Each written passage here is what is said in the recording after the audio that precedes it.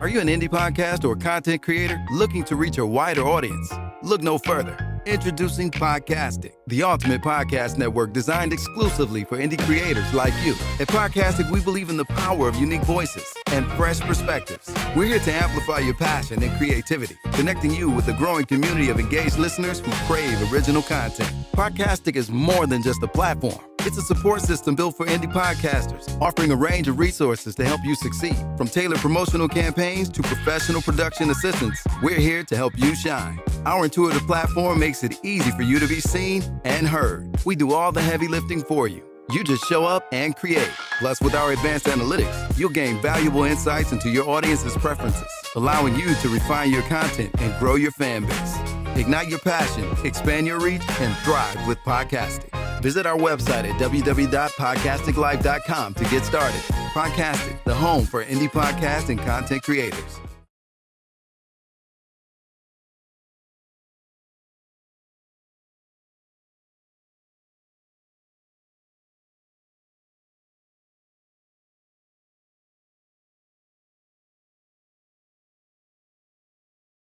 I remember when I'm getting used to a life without meds. I've been in the hospital for over half a year and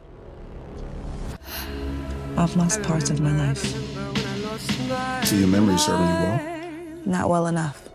Do you think you can help me with that? even your emotions had an echo. I got a friend who specializes in mental health, especially for us. Does that make me crazy?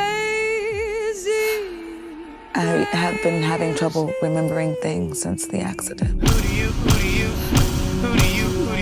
you think you are? Ha ha ha, that's your You don't have to do this alone. That's what Dr. Cohen is for. Is waking up in a hospital bed with some girl that says she's my best friend. Happy birthday! I'm your sis. I'ma always make sure you're taken care of.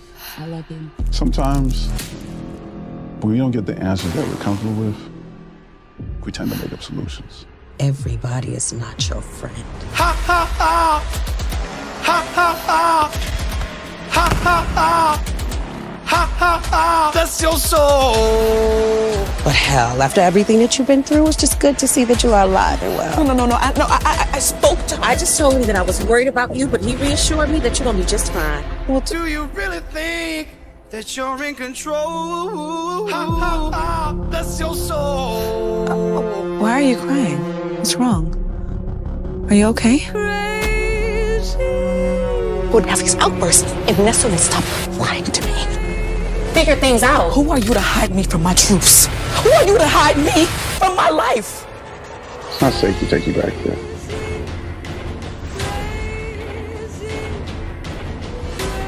Relax. Close your eyes.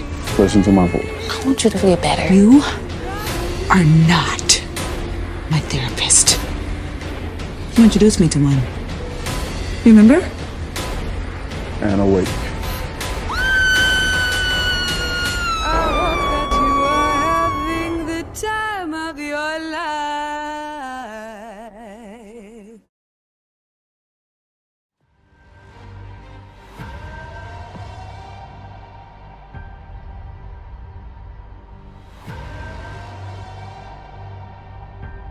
I have to ask you, what's your relationship with Lester Simmons? I don't know any Lester Simmons.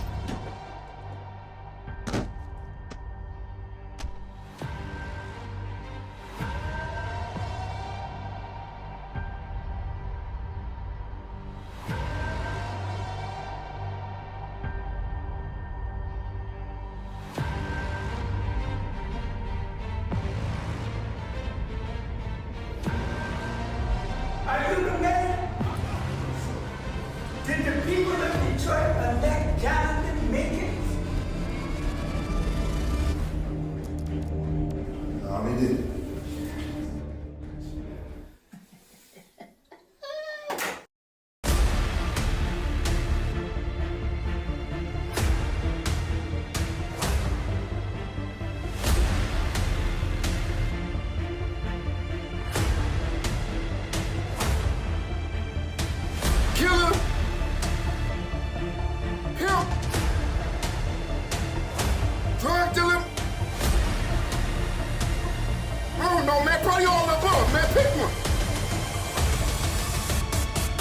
is just one thing. And that's gangster. Gotta get the money, operation, get money. Gotta get the money, operation, get money.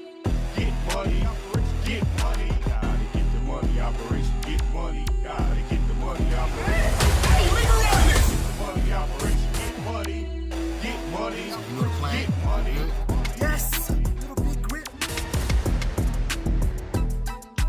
And some illegal activities with Mayor Jenkins for the past 15 years. The content you're about to hear is a part of a paid programming segment. The views, opinions, and statements expressed belong solely to the sponsor and do not reflect those of Podcastic or its host.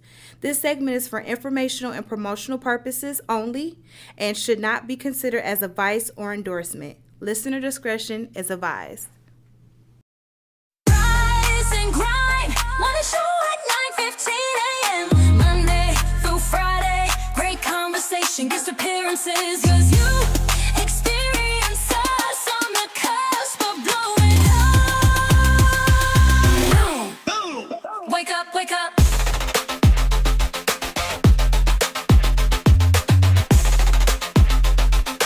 Rise and grind morning show.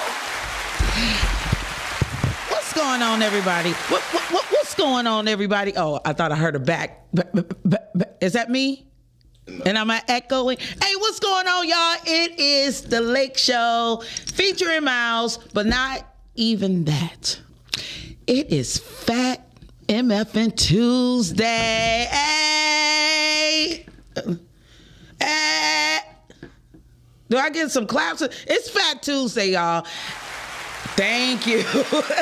Not only is it Fat Tuesday, it is also the Lunar New Year. So it's a lot to be celebrated today. It's a lot of good fortune coming around. And if you don't find a reason to be hyped today, I don't know what's up. So what'd you say? You asking a question? What did you say? Like, what's on the beads? Okay, let me tell you about the beads, right? These beads is for Miles to earn today. I want you to shake your ass and show some titties. Like, we would never be a morning show with you doing like that. I'm not shaking nothing. Yeah, what do you mean? I'm not shaking nothing. Well, hey, Mika. I need you to flash me. Flash me and earn some beads. I'm not doing I bet y'all when we come back from break, you have some beads. I have all your beads on. All the beads. That's funny. But for real, it is Fat Tuesday. Do anybody know what Fat Tuesday means? No. I okay. Really. Well, Fat Tuesday is the last day of Carnival for Mardi Gras. Last day or first day? Last day. Okay. It's actually the last day of and I learned something in 2020. Mm-hmm. Besides the fact that I caught COVID. But most people equate Mardi Gras with New Orleans. Right. You know, but it originated in Birmingham, Alabama. All right.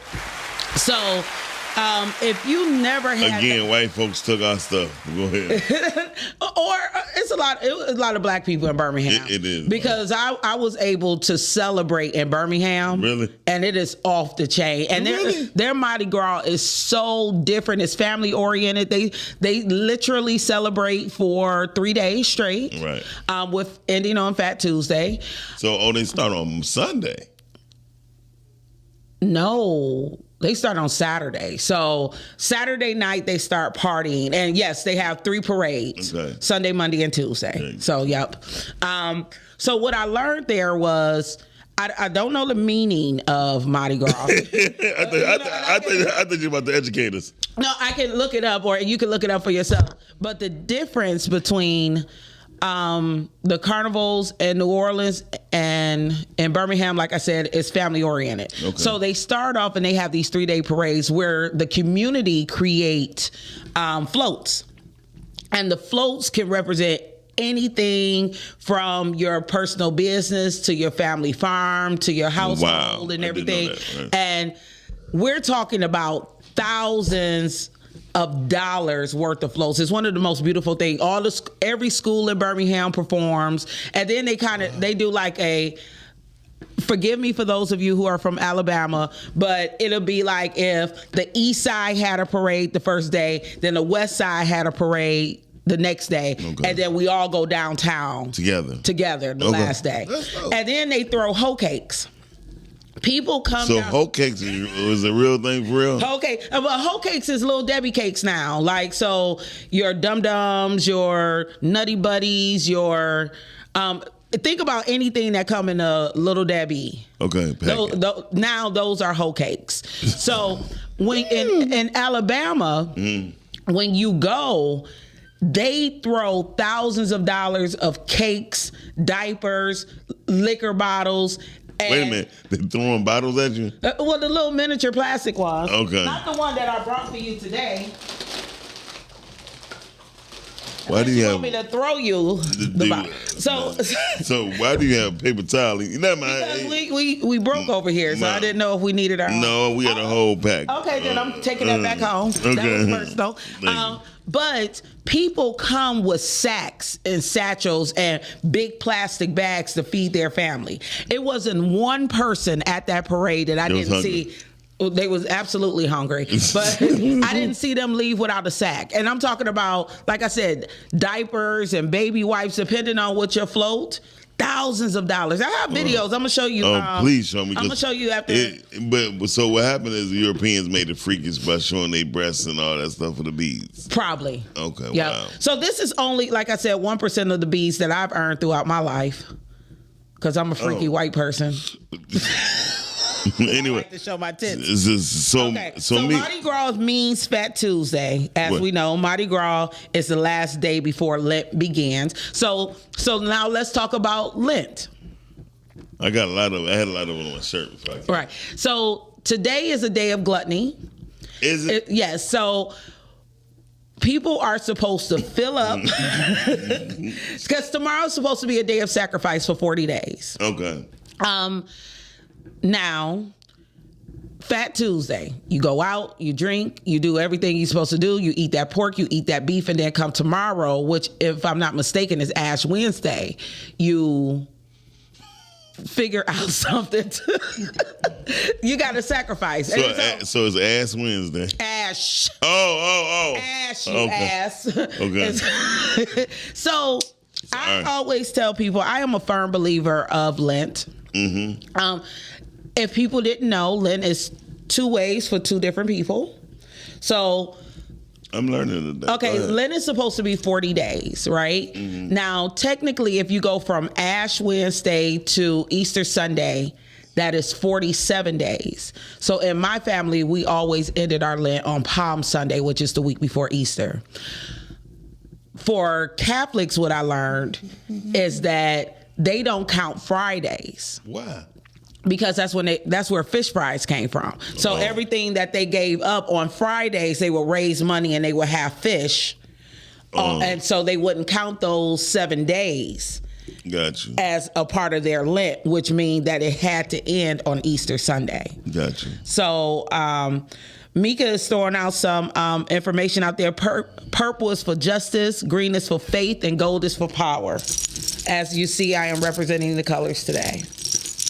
Why the purple so small? Well, and the green is so small. Well, you know what? Because they have little faith and no justice. Whatever. So, and today is Pancake Day. Every damn day today. Every day is Pancake Day. But I don't like pancakes. I'm a waffle girl. You do not see you eat pancakes and podcast. Because y'all don't serve shit else. And if I get anything else, it's going to be a $30 bill. So I might as well get the $5 pancakes. As everybody know, Pancakes and Podcasts is every second Saturday of the month. And if you're a listener, you are supposed to come hang out with us. Yes, and I got a couple other things to announce too. Okay. So what else do I have? Oh, so today is also Punchki Day. Punchki. Today is the day of gluttony. That's what it is. It is the day of gluttony. So gluttony. So Mika said we are to enjoy rich foods saturated in meat, butter, eggs, and sugar before fasting during the season of Lent. A gluttony day for real, LOL. For sure. And so, shout out to my grandma who passed away. It's been well, King will be 15 this year, so it's been 15 years. Wow, death go by so fast. But my grandmother used to love punchkis. Really? Yeah, every Fat Tuesday was a family tradition. I don't like the custard. That's her favorite one. I was about to say, and the custard is her favorite. Unless it was lemon. Lemon and custard was my grandma's favorite. I'm like a raspberry, but the original punchki was raspberry. Okay. So I went to a punchki day party for those of you who was judging me for being intoxicated on my live on Saturday. And the Whiskey Factory makes a punchki flavored vodka. Too much. It gotta be poured in sugar. It has to be sugar infused. So let's see. The main ingredient is sugar. Well, the main ingredient is orange cream and bread flavor. Sound like sugar to me. So at the Whiskey Factory, they do potato vodkas there. Okay. So I guess that's starch. So that's still sugar. Right? I'm about to say. No way to get around it. So at the Whiskey Factory, they do a few bottles. Mm-hmm. I should have asked them to fucking pay me for this. But yeah, they should. If anybody likes something special and unique, the punchki flavor vodka you can get at the Meyer or their tasting room. Okay. This one you can only get on tour, which is the one that I brought for Miles today, which is the orange cream, because this is really we a want to see how much special it's bottle. for Miles. If it's for Miles, she'll leave it. We'll see. We'll talk about it. No, I'm not leaving the bottle. We don't even drink the bottle. I brought shot glasses. Okay. I told you I'm not playing today. I'm not playing with you today. Okay. I brought you a shot. Shot. And then I brought my glass to say, bitch, please. I'm from Detroit. That's a damn shame. So yeah, it's so much amazing. Oh, and lastly, with the Lunar New Year, if you want to have good fortune, there's a couple of things that, the Whiskey Factory, I love the whiskey, Ray. But today we're talking about their vodka. But if you want to take me on the tour there, I could get the vodka. And they had a horseradish vodka. Oh my gosh. So good in Bloody Marys. I love horseradish. Have you ever been to the Whiskey Factory? Okay, so stop. So for real. White folks come with anything. But I'm with Ray. I'm like, I am so down for whiskey. Me too. But I love the specialty I wonder where you get things. that from. Yeah. Go ahead. I even have a smoker. If anybody want to come to my house and have me smoke some whiskey for you, I have cherry chips and peach chips and apple chips, and we could get our smoke on. But not weed, just smoking whiskey. Anywho. It's too much. Go ahead. Not too much. So the Lunar New Year is a day of good fortune. And today, that Lunar New Year, first day of the Chinese New Year, okay? Well, hold on. This is America. Why are we talking about some Chinese New Year? Because there are Chinese people in America. They're not studying Chinese. There are Chinese people in America. Fuck them. Come on, let's go. So if you are celebrating and you do want good fortune, there's 3 things that they believe that you should not do today. Should and should not do today. First and foremost, they believe you should not wash your hair, which that shouldn't be a problem for Black people because we don't wash our hair every day. But it is believed that if you wash your hair today, you are washing away all the good fortune that is to come your way. Okay. You should also wear something red. Because I am celebrating Fat Tuesday and Mardi Gras, I put on red underwear because it was suggested. Y'all want to see my picture? No. Okay. Want to see my bra? No. But no. It's red. We don't. Like, no one. So I want a good fortune. And then they also, I ain't going to be finished by noon. I got a job, Dorian. And you are not supposed to clean your house today, according to the Chinese New Year. So in the Chinese New Year, you do not clean your house. You make sure that you're not sweeping away any of the good fortune in your home, not cleaning those things away. So if you want to have good fortune and you believe in things that are different ways to make your life better, some people have religious beliefs. Some of us have universal belief. I believe that all these cultures and things are a way of life to make sure that we have a better way of thinking. So I'm going to go over to some of the comments Yamina says she loves the raspberry, which yes, baby. And Mika said that was her kid's favorite. I don't know if y'all talk about the punchies itself or the vodka. She was talking about the punchies. Because they do have the raspberry vodka, which I'm going to Riverside Market Meyer to get that. Mary said that she had custard punchkis for the morning with her coffee. Delicious. Well, Mary is full of shit because she didn't call me. Mary, why didn't you call me? I would have swung through. Who the hell is Mary? Mary's my friend. Hey, Mary. Mary, I would have had coffee and I probably wouldn't have made it to the show, though, because that sounds like a boo-boo morning. Yeah, it sounds like a shitty day. But 2 40-year-olds having a drink in the morning. Y'all gonna be finished by noon? I don't think so. She said it's the fire horse. So tell me exactly what that means. We must be referring to the Chinese New Year. And thank you for loving my red lipstick. Or she could be referring to the liquor at the whiskey house.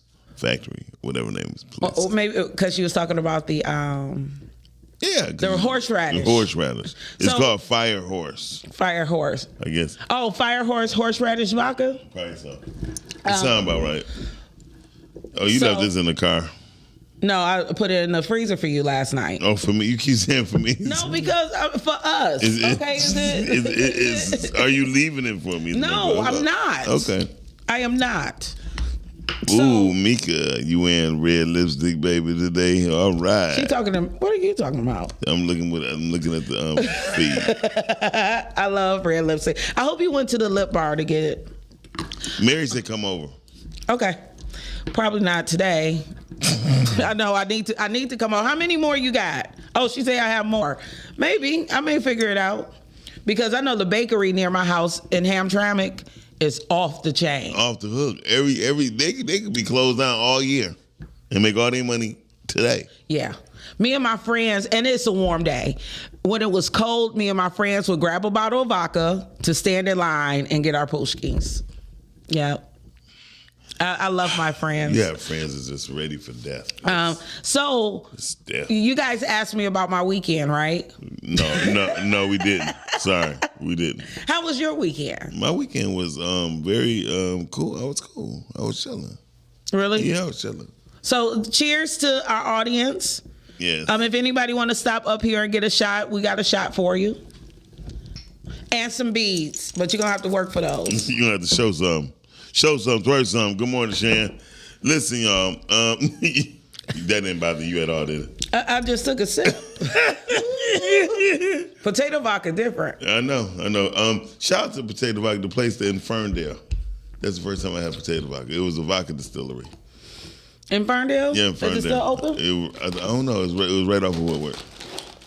Okay. It was right off of Woodward.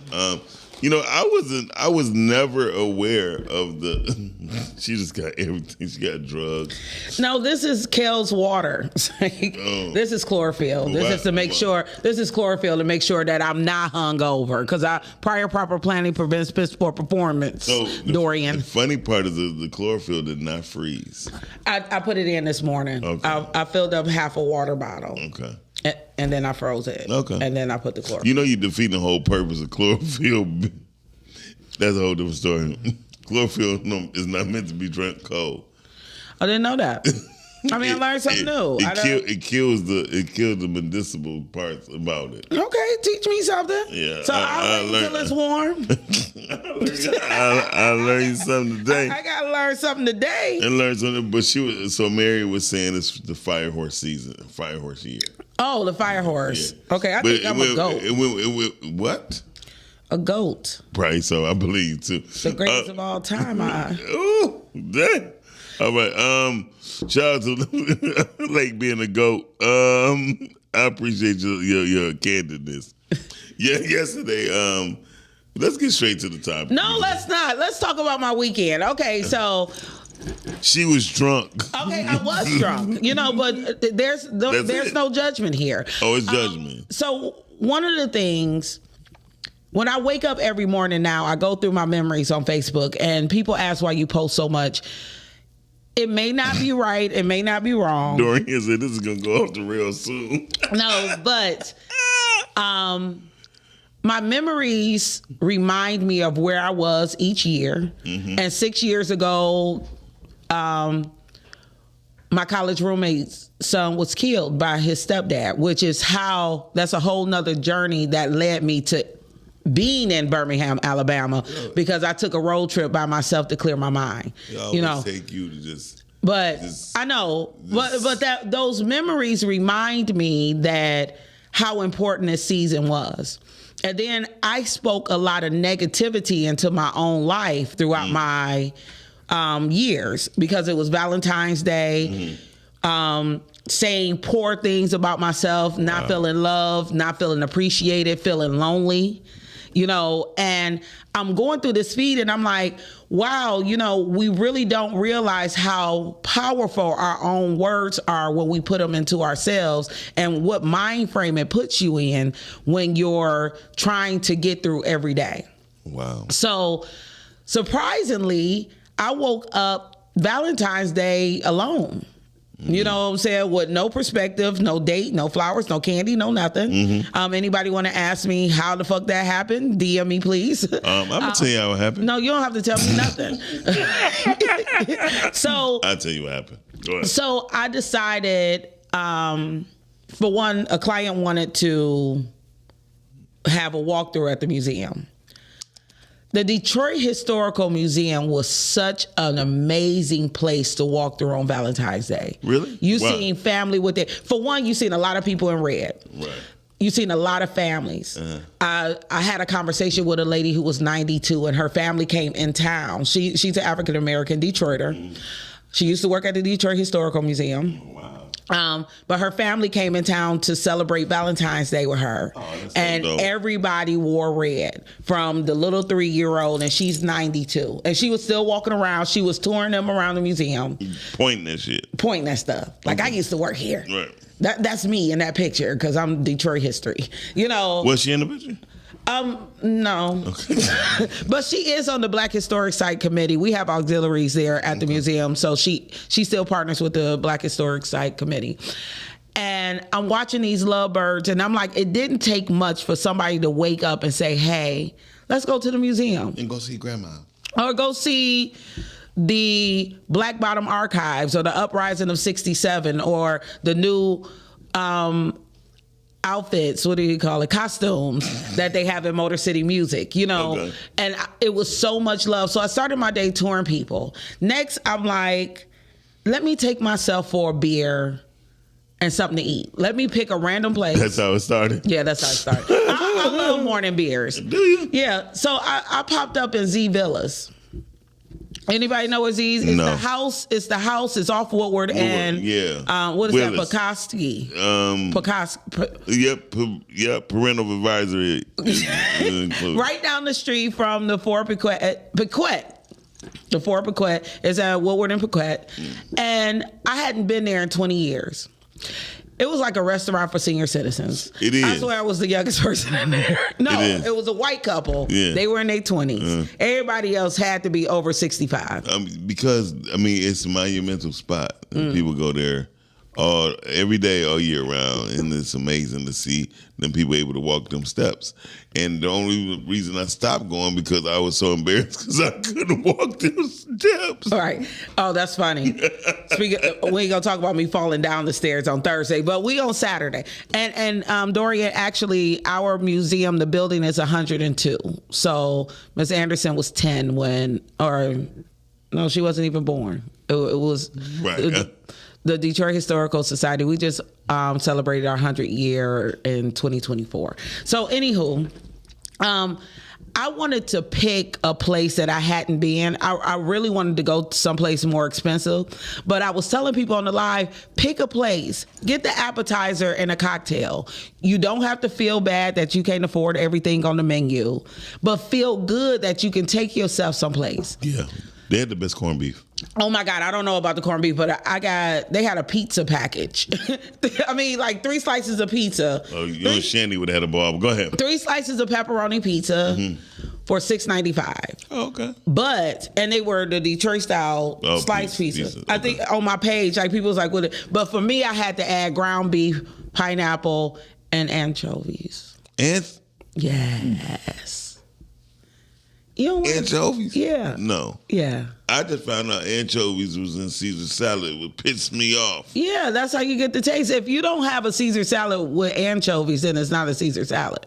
I mean, y'all lying to yourselves. No. Y'all using romaine lettuce and what? Because I mean, like, well, I have my iceberg lettuce. I have my Caesar salad made at table front. All right. For me, thank you. My dressing as well. Well, two old guys may run it called the City of Detroit. That's what Dorian said. Two white guys own.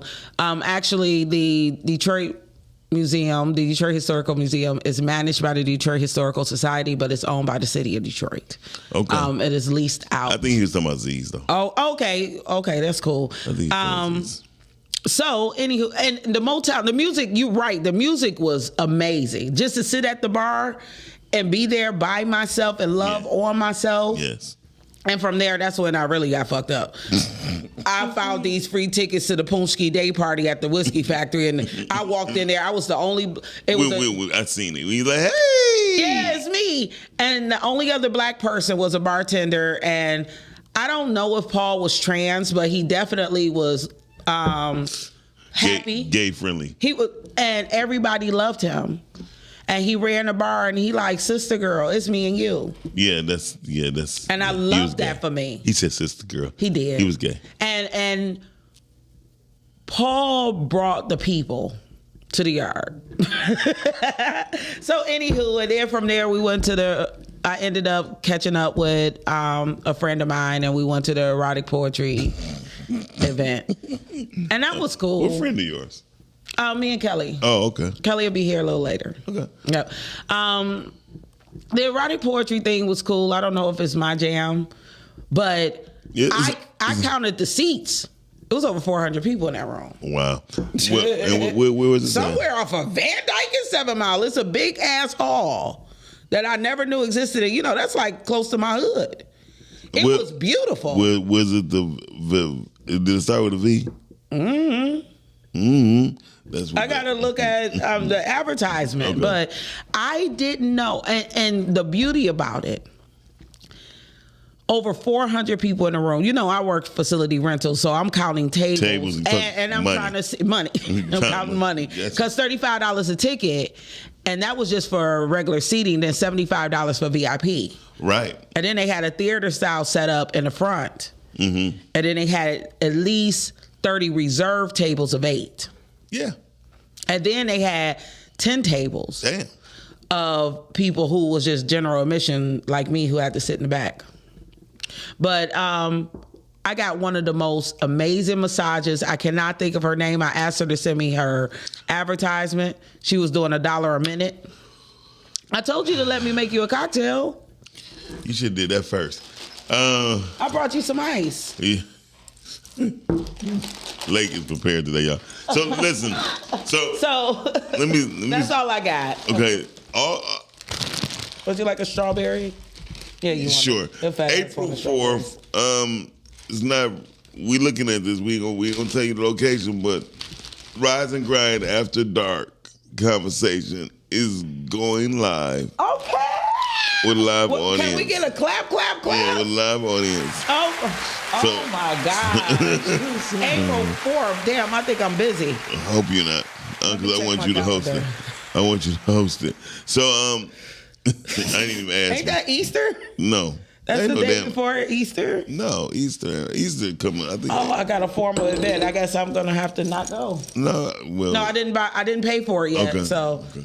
I mean, Rise and Grind is my jam. If y'all don't know, I'm so pro Rise and Grind. Yes, she is. That's why I want her to host this. I love it. I think the conversation is gonna be great. Y'all will see the cue cards out. We will be flipping the concept of yellow and black to black and yellow. What does that even mean? Because it's after dark.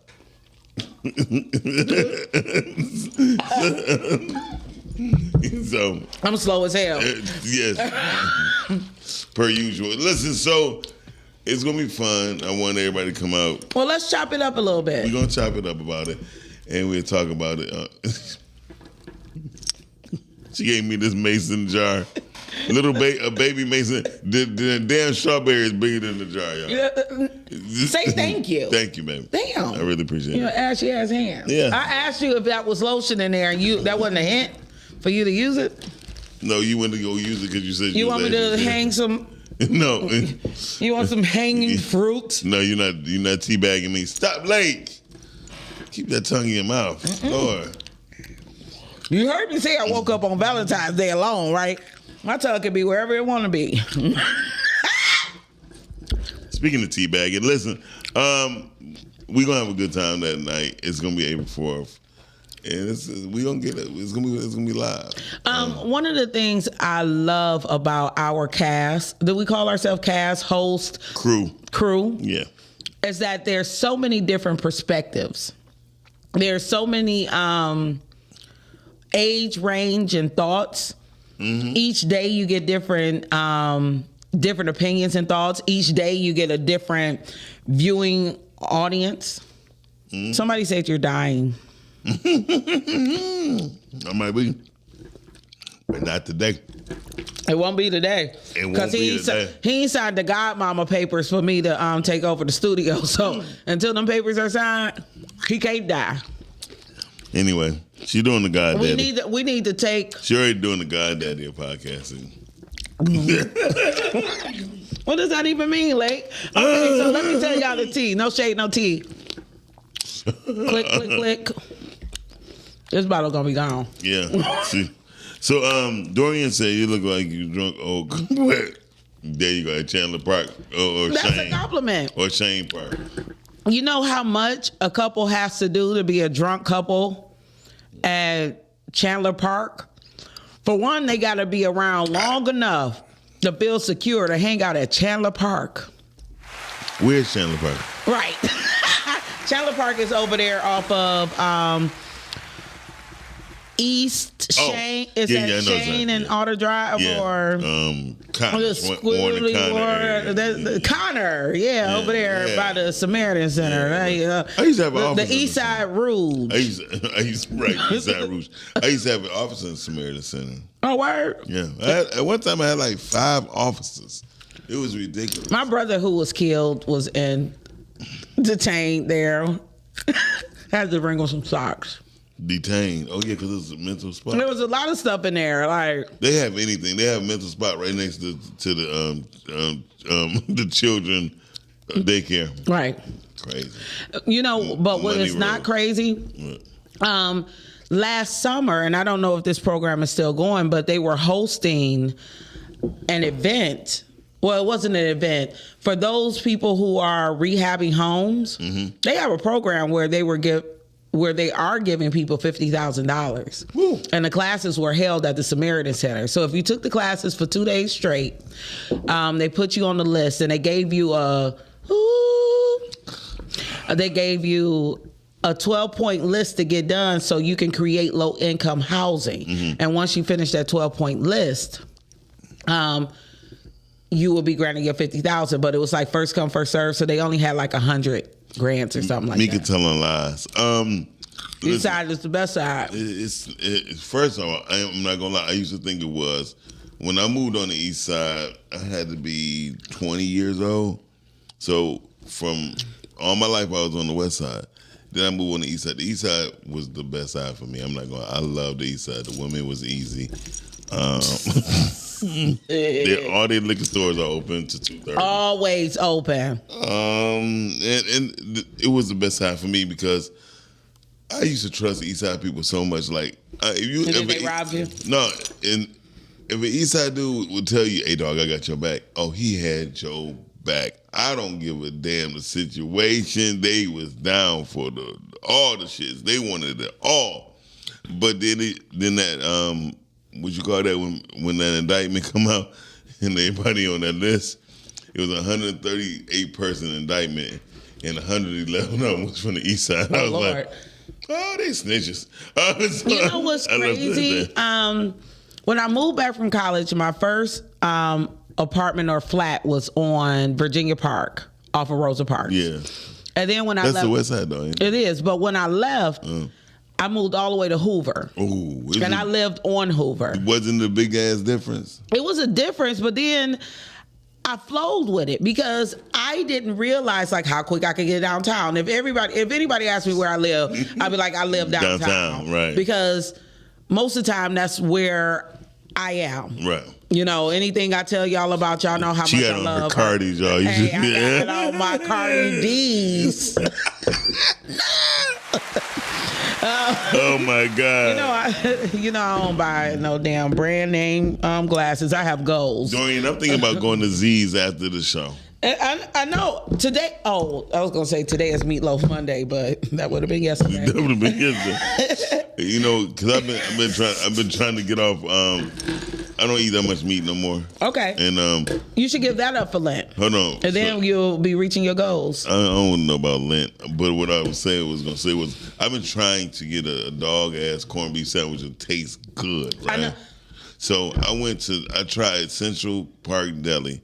It was the worst fucking Where's that corned at? beef sandwich. Oh, it's off of 8 Mile in Losser. Losser. And it was terrible. And I was like, it's called the Detroiter. They shouldn't call that nothing. They should call it Subway. Because it was bland as hell. It had no flavor to me. The little sauce that they did put, the little Thousand Island dressing they put on there was terrible. I mean, it wasn't a good experience. I said, I even was so ready to go to Coney Island to get a corned beef But you know, like, I was just gonna say, speaking of Coney Island or Nikki D's, there's one by Bilal. Because I work at the Detroit Historical Museum. And in this past year, they changed their meat. Like they were serving some of the dopest double-decker. You can have it like a Diddy Moore. You can have it with coleslaw. You can have it with sauerkraut. You know, however you want it. Was you throwing your hands like this? Last time I got something from there, I was like, yuck.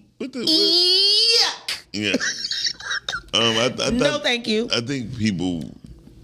Bread basket ain't cheap. Number one, we already been being poisoned. We already understand that. This is gonna be my last poisoning of corned beef because the Muslims don't sell corned beef. So when I get my meat, I just learned that bacon and corned beef are more so cured than it is just a side or a section of meat on a cow. So, well, I'll tell you this, and this is random, but over the weekend I seen a reel for chicken fried bacon, and I want it in my mouth. But you know how when hold on, we're going to break. Okay. No, just go ahead. Are you gonna earn these beads?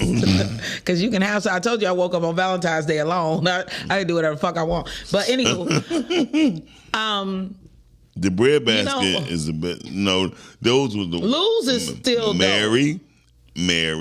Stop! Don't talk to my friend like that. I'm gonna be nice, Mary. Bread basket was considered 8 Mile cross 8 Mile corned beef because it wasn't. That was the worst corned beef. What he's saying, Mary, is that black people don't like bread basket. But I'm not gonna lie, some black people do because my parents, when they first opened, yes, because they get. Oh my God, I'm thinking about corned beef and I'm thinking about Motor City. I mean, because everything. Remember when Motor City first opened and they were serving them corned beef sandwiches, like. Oh my God!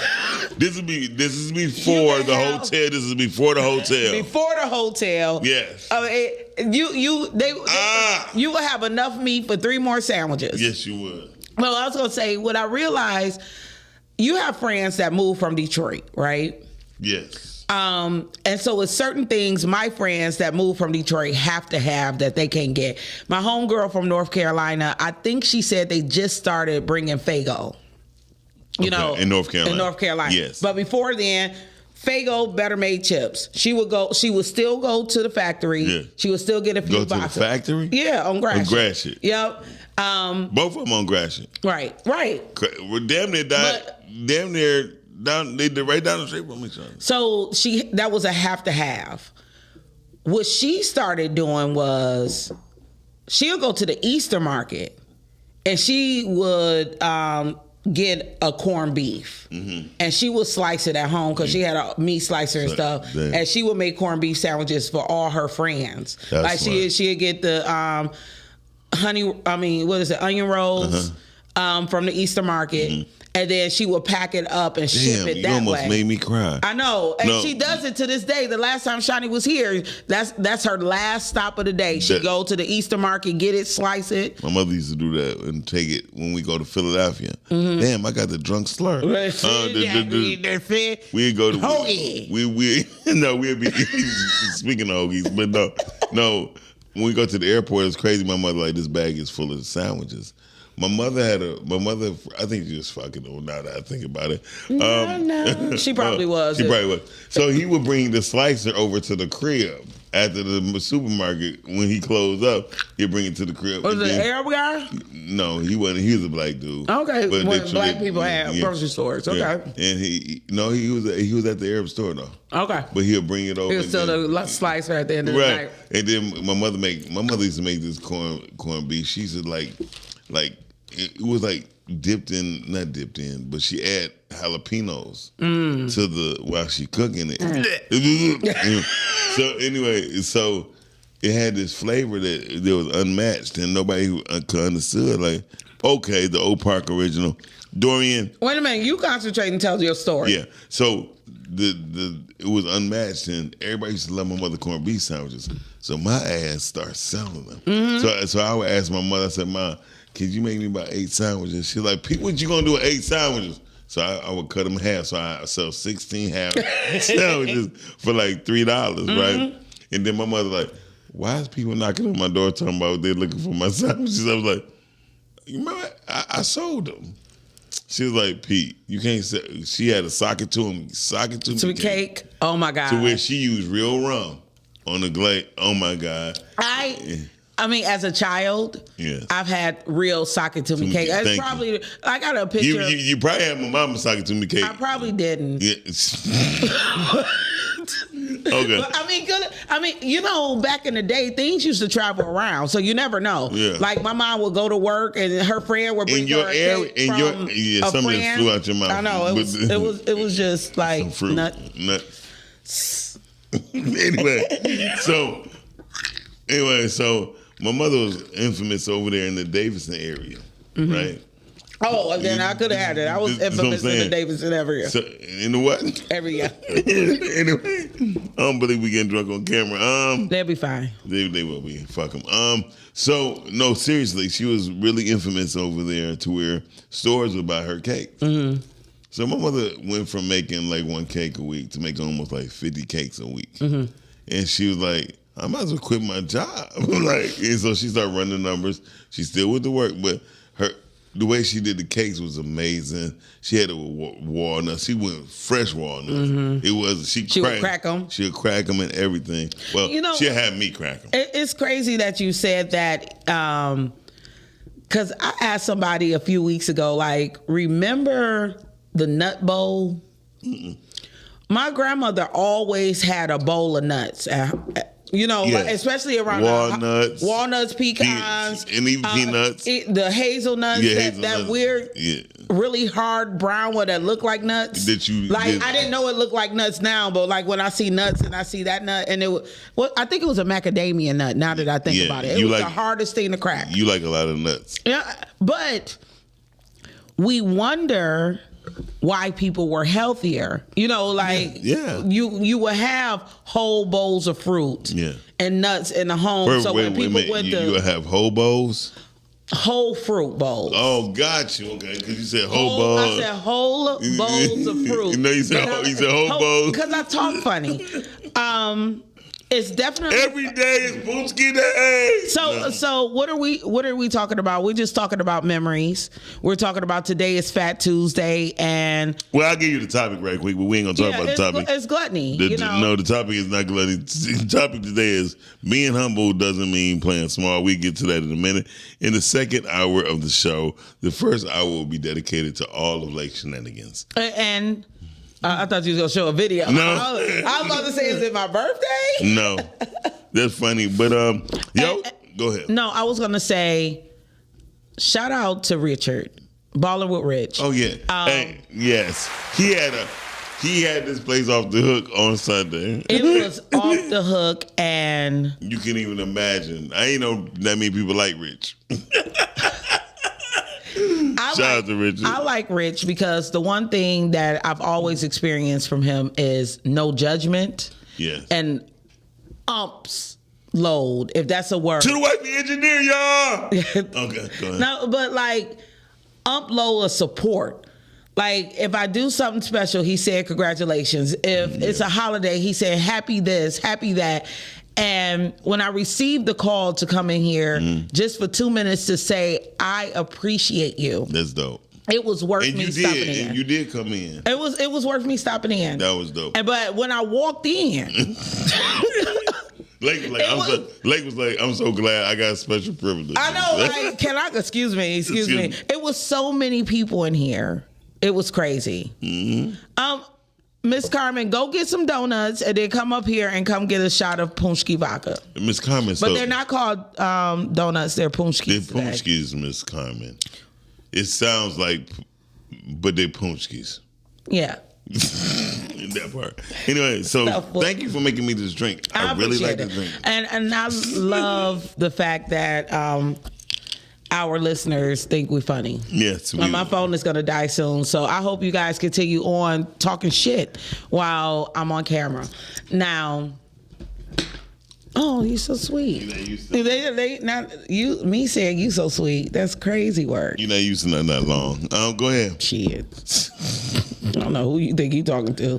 I'm 47 years old. What you say? Well, I'll be 47 March 11th. I did a lot. This punk ass charger don't even. Shout out to my guy Nathan Talbot. His birthday is February 23rd. He's my brother. Why are you shouting him out and today's the 17th? Because I love that nigga. I ain't gonna lie. I named my ChatGPT after him. Me too. I know, because after you heard me saying you're a hater. Why not? Anyway, Dorian said, how many black people are in Poland? Just asking. 2. No, I'm just joking. It's a lot of black people in Poland, though. How many black people are in Poland? So what they had done the thing about gangs around the world. They got a gang in Iceland. Them got to be some cold brothers.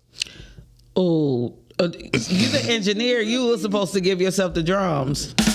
We trying to learn how to walk and talk at the same time. What is it? No, walk, talk, and drink. It's the difference. But you said you don't think and drink. I don't think it's 2 things I learned when people always mess around and choke.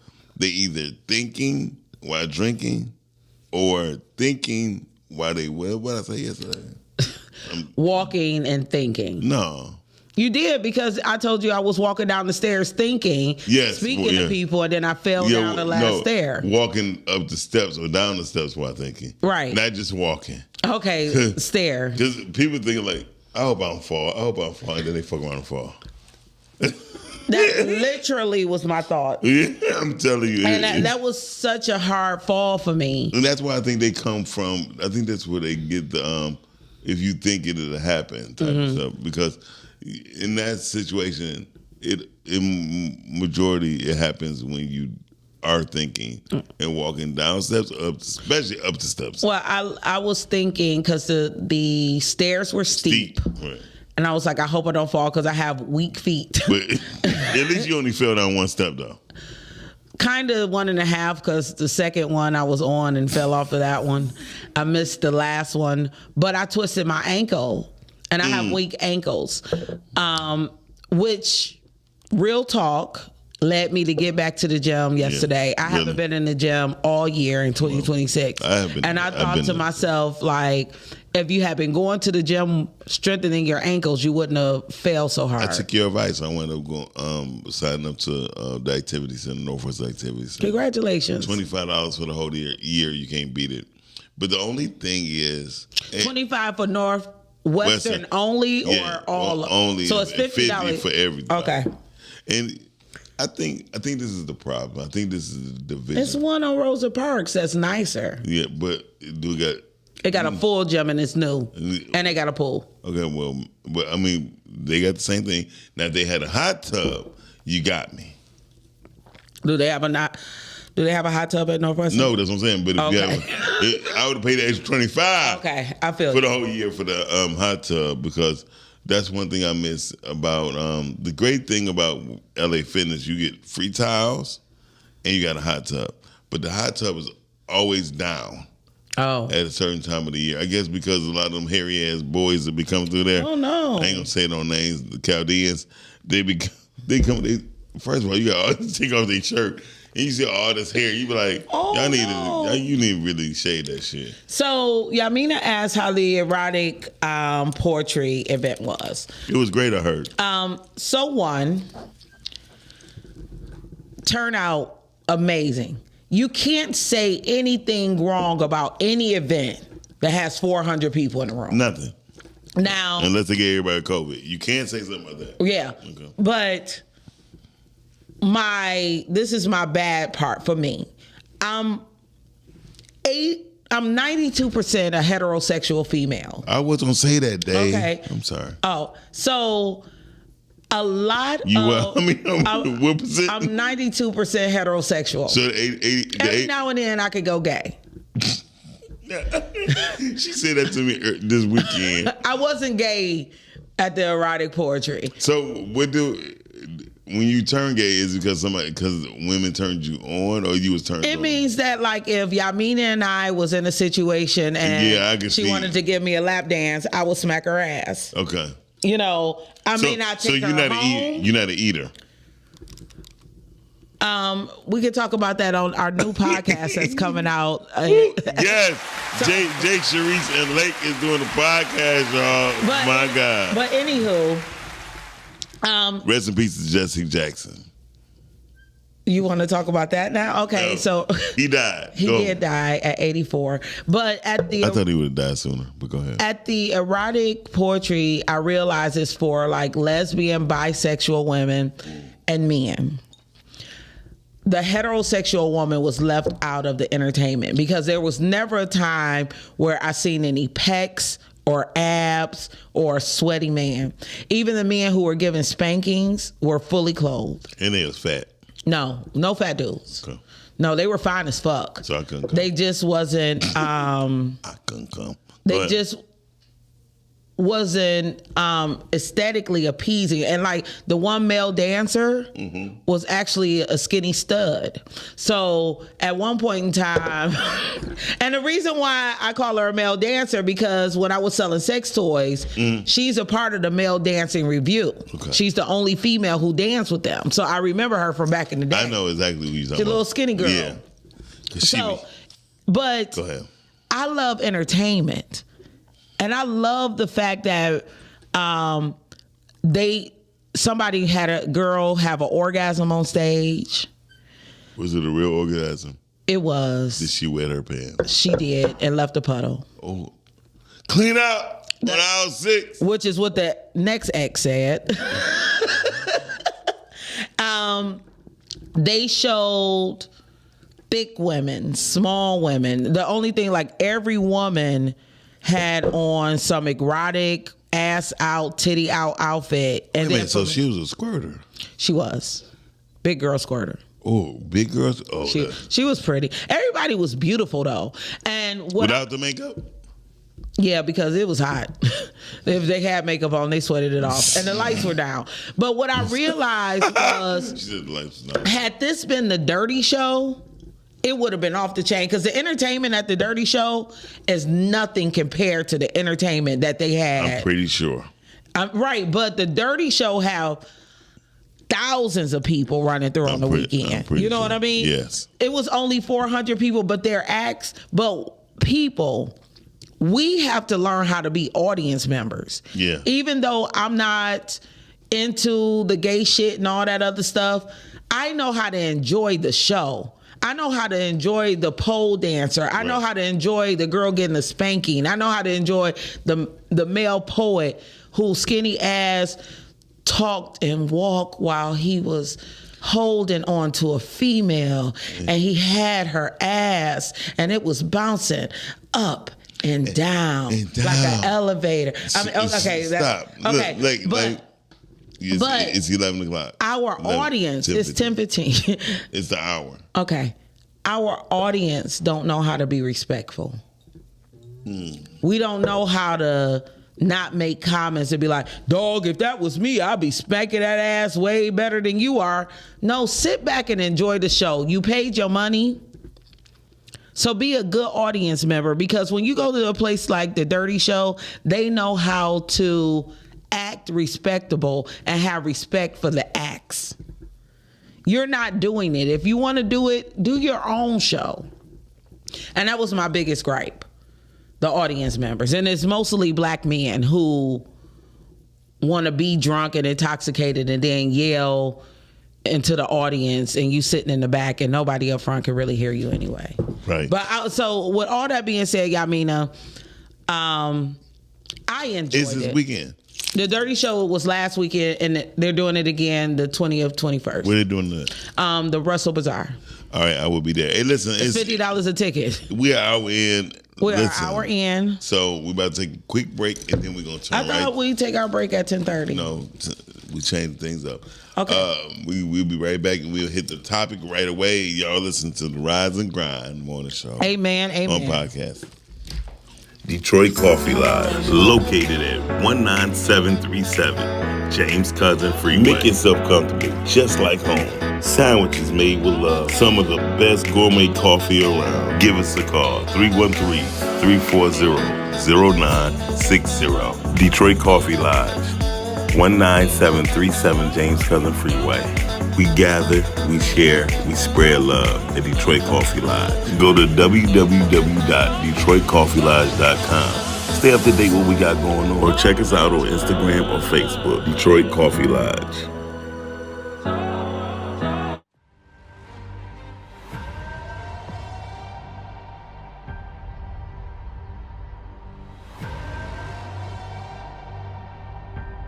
I have to ask you, what's your relationship with Lester Simmons?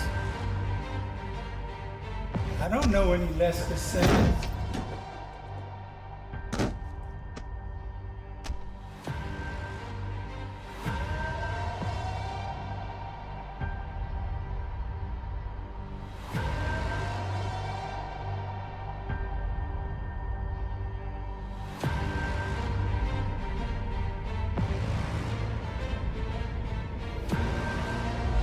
Are you the man?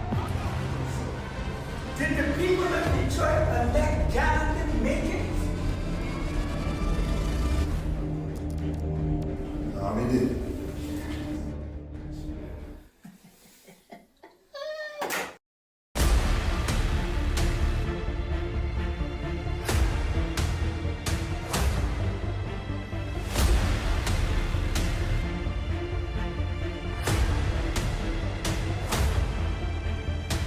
Killer, pimp, drug dealer. I don't know, man. Probably all above, man. Pick one. It's just one thing. And that's gangster. Gotta get the money, operation, get money. Gotta get the money, operation, get money. Get money, operation, get money. Gotta get the money, operation, get money. Gotta get the money, operation. Hey, legalize this! Get the money, operation, get money. Get money, get money. Yes. And some illegal activities with Mayor Jenkins for the past 15 years. Oh yeah, into the world of Mocha Aesthetics. Located at 19376 James Cousin, Detroit, Michigan. It's a sanctuary where self-care meets luxury. We provide a safe, comfortable, and relaxing environment where you can unwind while receiving top quality service. From expert Brazilian waxes to meticulous Russian manicures. Call and make your appointment now, 248-910-3537. Hey, real quick, I know you guys are enjoying the show. Yes, we are always having a good time on the Rise and Grind show. But please, do me a favor. Go to YouTube, type in Rise and Grind Morning Show. hit that like button, subscribe, and turn on your notifications. Therefore, you can always be in tune with our live content and interact with us, be in the comments, and we can keep bringing dope, hot content to you. Now, we're going right back to the show. You know what? I love that. Listen to Brittany Chanel, because I do. Go follow, like, and subscribe the Rise and Grind Morning Show on YouTube. We also have a Facebook page. You can catch us on Podcastic. Please. Yeah. Okay, I'm asthmatic, and I ran to the bathroom and came back. That got me. I had to ask her, did she white? Oh my God, I did. But I did run. So, anywho, you said we're going straight into the topic. Yeah. I got all type of stuff over here. I made guacamole from scratch, y'all. You made it from scratch? Mm-hmm. Let me see how that. Mm-hmm. How long did it take? I'm your girlfriend. I mean your new boyfriend. You gonna be my new boyfriend? Jesus Christ, why? This guac is hot. I like it. I could have made this. I don't like spicy stuff, but the guac is hot. The guac is hot. The guac is hot. So today's topic is being humble doesn't mean playing small. So what does that mean to you? No, you can't chew. You gotta talk. No, I got you. Being humble doesn't mean playing small. It means just because I humble myself to a certain degree, don't mean that I'm downplaying what I said or what I believe in. You know what I mean? A lot of people who humble, like I'm a very humble person until you bring the cockiness out of me. Like if you start saying, well, you ain't did this, you ain't did that, I can name 5 things that nobody still hasn't been able to be in 20 years. And with that being said, you know, I'm like Dorian said, Lakes roll wet bar. That's not true at all. No, you're a rolling wet bar. I believe that. I don't even know what that means. Am I being humble? I mean, like, I don't understand. What does that mean?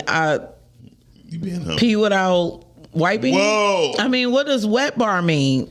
Lake's a rolling wet bar. Like you are a walking orgasm. Oh, am I? For others or for myself? For yourself. Yeah, that could be a thing. I do me better than anybody else. Damn. Anywho. I'm eating your exes. He's so funny. Current. Being humble doesn't mean playing small. You know, I thought about this a little bit when I talk about my position with podcasting. Mm-hmm. Remember on Sunday, I came in here and you were talking about Rise and Grind After Dark. Right. And what did I say?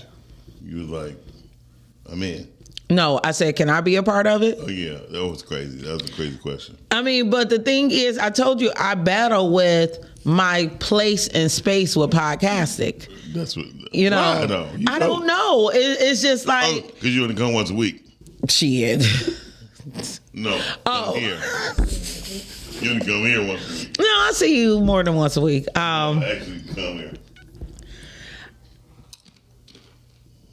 I don't know what a wet bar is as much as I drink. Is it a swim up bar? I don't know. My titties are sweating. Is that a wet bar? But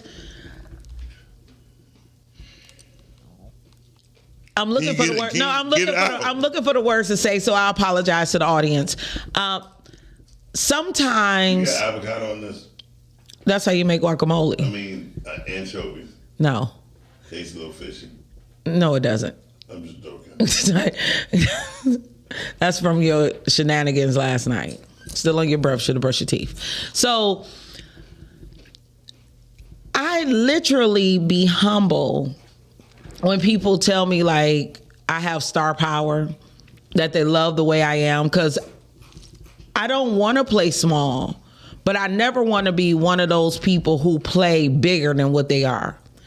And when you're doing a podcasting thing or interviewing things and you sit there and you got to talk to somebody about their movie or what they have going on and you know it looked like trash, and they sitting there like, oh my God, you just don't know. Like, the ending of this is going to be mind blowing. Everybody should come out and check it out. And you literally be sitting there like, it was trash. It was trash. You should have known it was trash before you told me, but they played themselves up so big that it amazes me. So I don't ever want to be like playing myself small. I just kind of want to be playing myself, you know, as real as I can be, as humble. Like when I was in college, humble, to be meek, low rank, or otherwise conditioned. See these beads? Yeah, you earned them. Talk about I ran to the bathroom quick. You ran quick. Ski. But anywho, like, stop. You have people thinking that we doing it. Nobody thinks we're doing it, Fred. Okay, sorry. I am the Esther to his Fred, you know. But you don't think Fred and Esther was fucking? No, back in the day, you it's crazy how you got me on this mic talking to myself while you mash my food. Like, you supposed to be having a conversation. Oh my gosh, I'm happy the Lord hurts.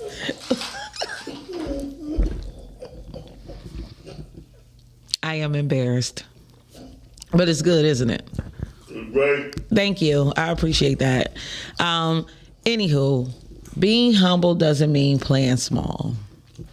I am grateful when my anxiety, okay, so I deal with a lot of anxiety throughout the night. Mm-hmm.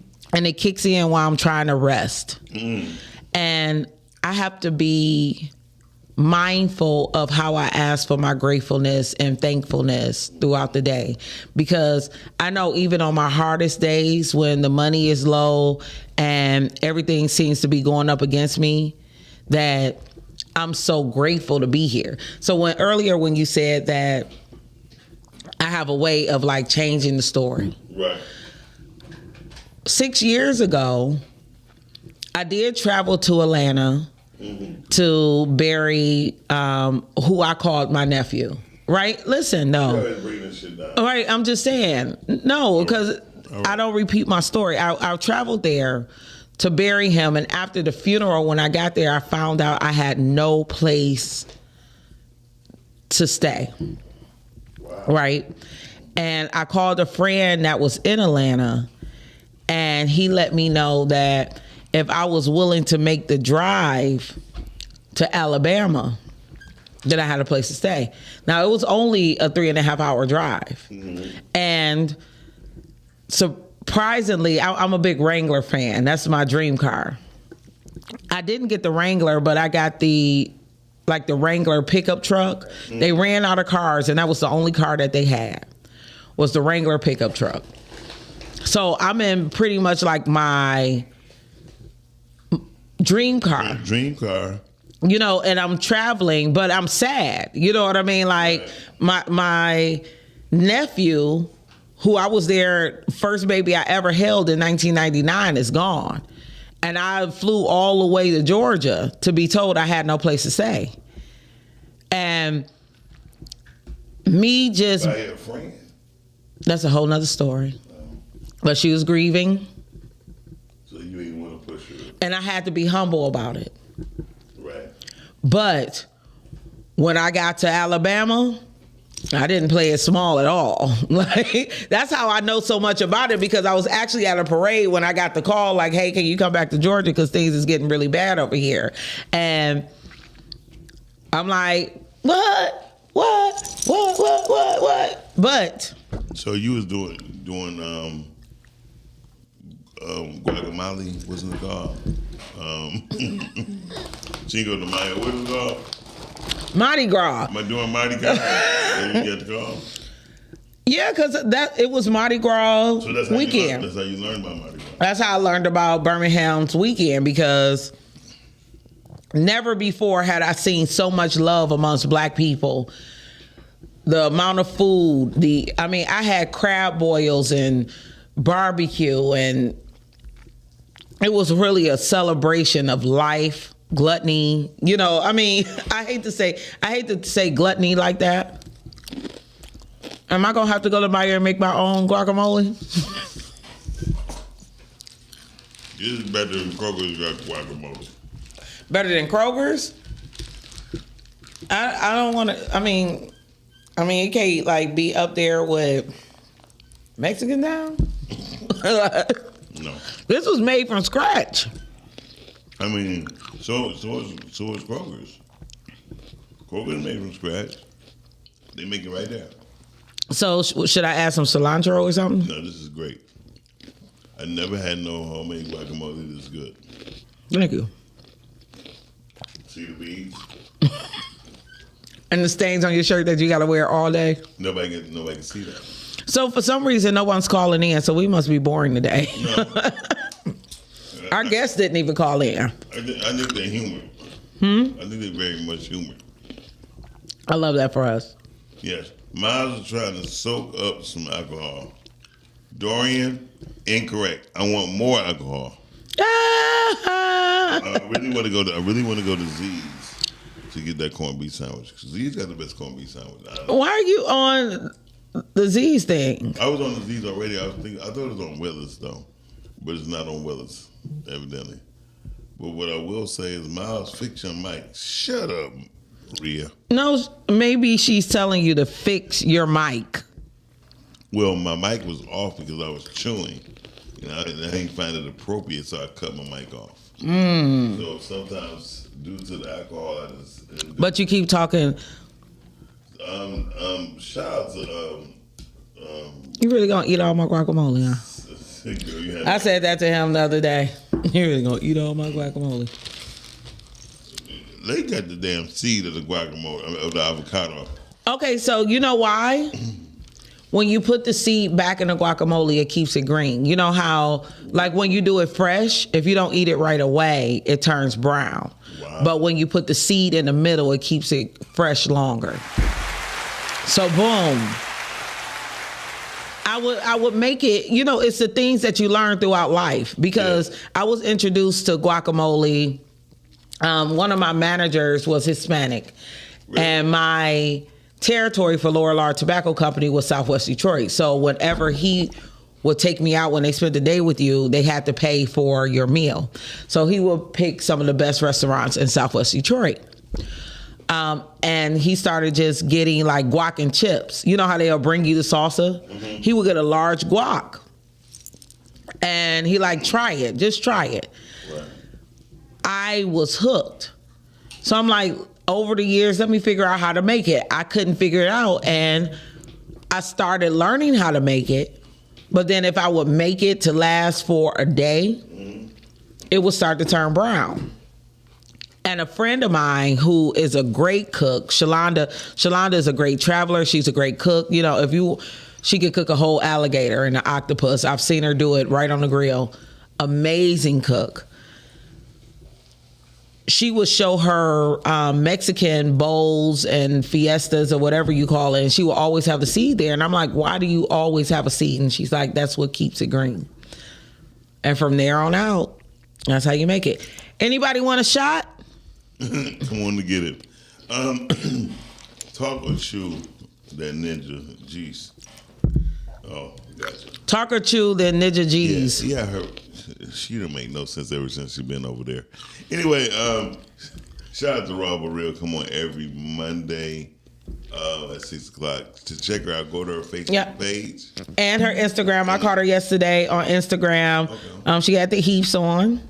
Yeah, I didn't get a chance to see that because you was too busy being an asshole. No, I was in the middle of I was still engulfed in the love that Richard Heath was shown. I think that was dope. I was still, Heath in the moment. You was Heath in the moment. Anyway, Rhea says, okay now. So, okay, now we're on the topic. Being humble is different for everyone, but Jada Jones says it best. I'm respectfully popping my shit. It's okay to be confident. That's dope. Honestly, out of everybody, because when I am such a Jada Jones fan. Me too. Because I talk about it a lot. I talk about it on my page about some of our Detroit artists who feel like they're too good to be interviewed by the local podcaster. Right. And we work so hard to promote people and what they're doing, getting out there, attending their events, and making sure that we let people know, hey, this is where I am. This is what I'm supporting. And even if I'm not able to support, you should support it too. We sit down and we have interviews. And I say this often, to have me chasing you is ridiculous. I'm just going to go get some more. Have at it, babe. Like, if you would have tasted chicken thighs I made yesterday. And, did I bring it? Oh, I forgot it. Okay, I made these amazing baked chicken thighs yesterday. She would put some baked thighs out of her bag. They'd have been good as they. Because when I was going back to the gym, this is like a hot topic, but I'm trying to figure out the things that we can do better as far as eating. Yeah. You know, the avocado does have sodium in it. Not a lot. I use the Adobe seasoning from Baja.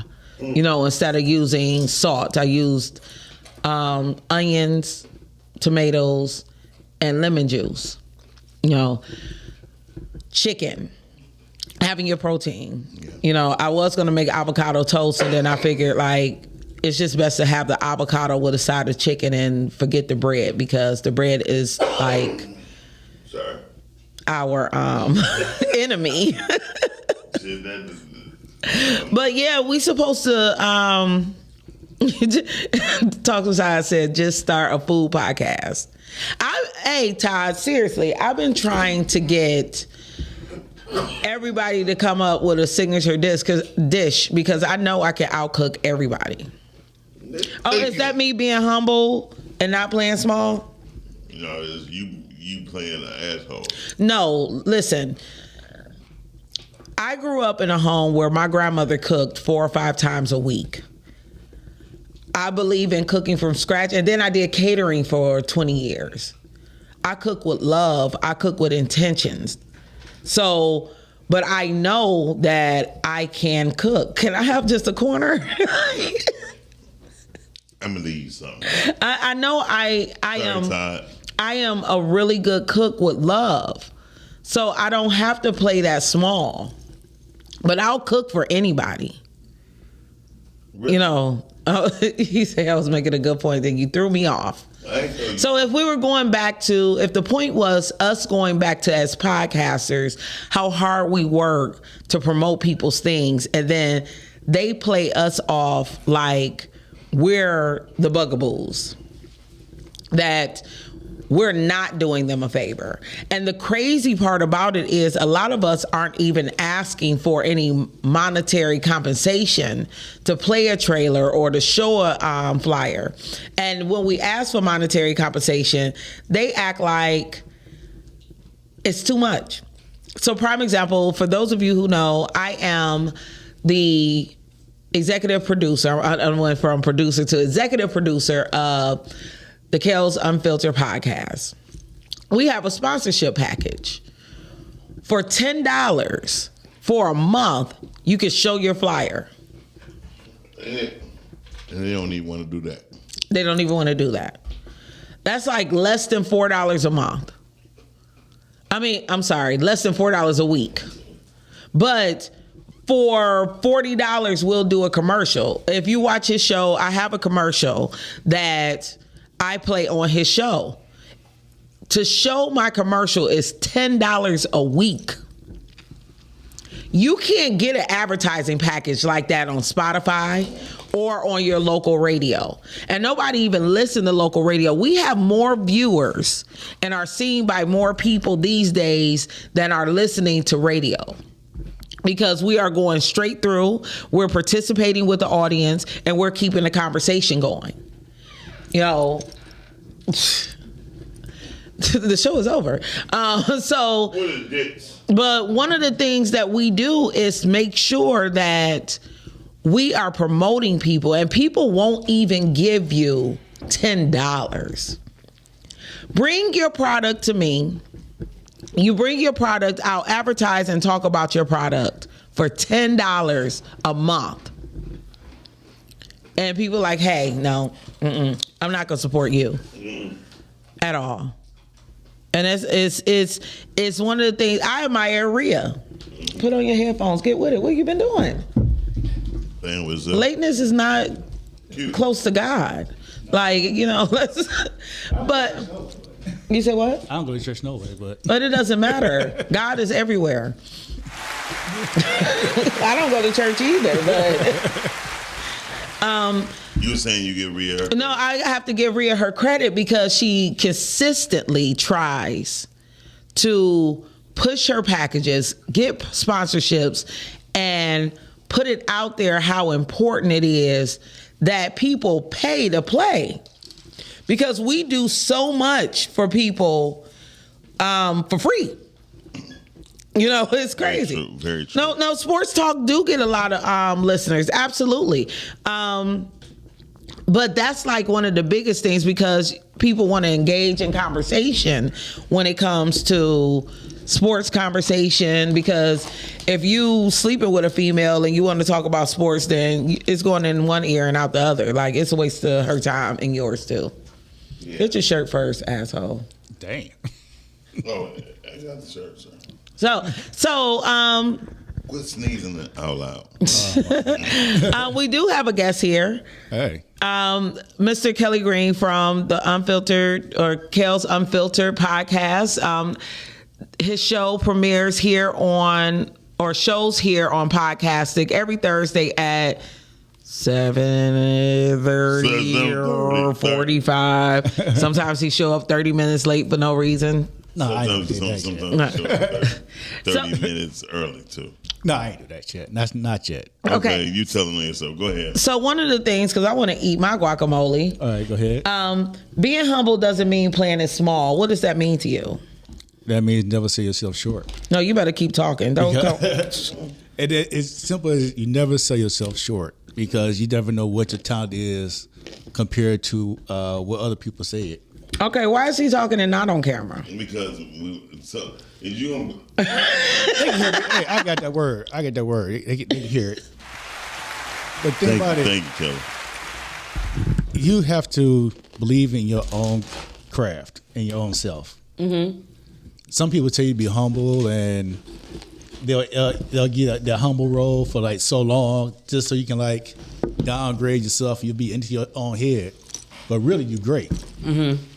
You guys bet on yourself. Don't be humble all the time. Bet on yourself. Mm-hmm. Show up and show out. The humble stuff is over with.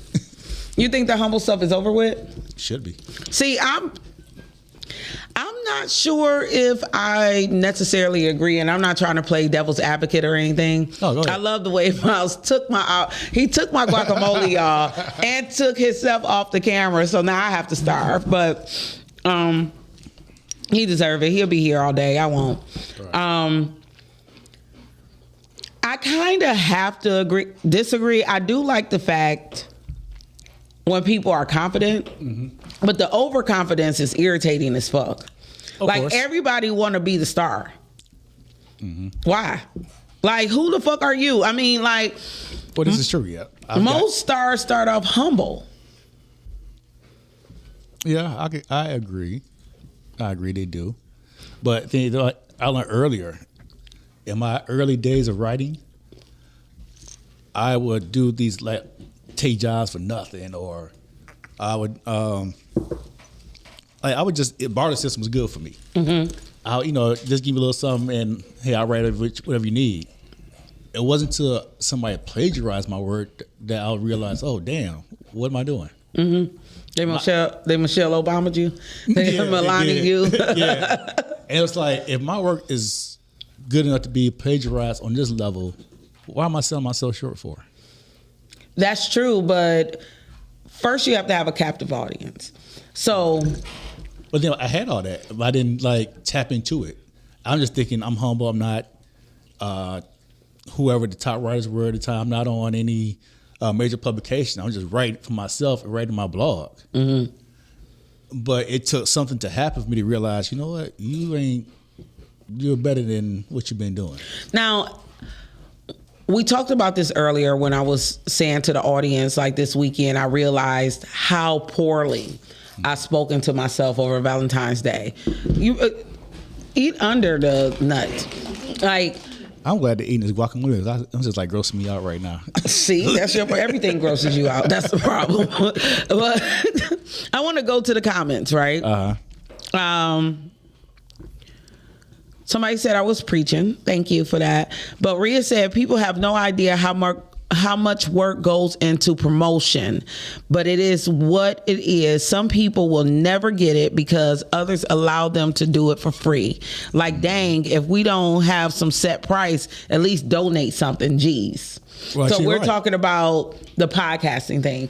And as your producer, you and I talk about this often. Absolutely. But you have to push it. Like, what do... You always forget shit, so I'm not going to ask you the rhetorical question. But I ask Kelly often, what separates you from anybody else? Well, she does ask me that. What makes a person want to spend money with you? Well, hypothetically speaking, it's not really about how much. What makes you the difference is what makes you being better for the brand, right? Which brand? The brand that the person is trying to promote? Yes. Okay. So I have a problem with, like, I don't charge people for interviews, right? And the reason why I have a problem with that because someone also gave me an opportunity or a chance once upon a time. And I would like to be the continuation of who gave me my opportunity, right?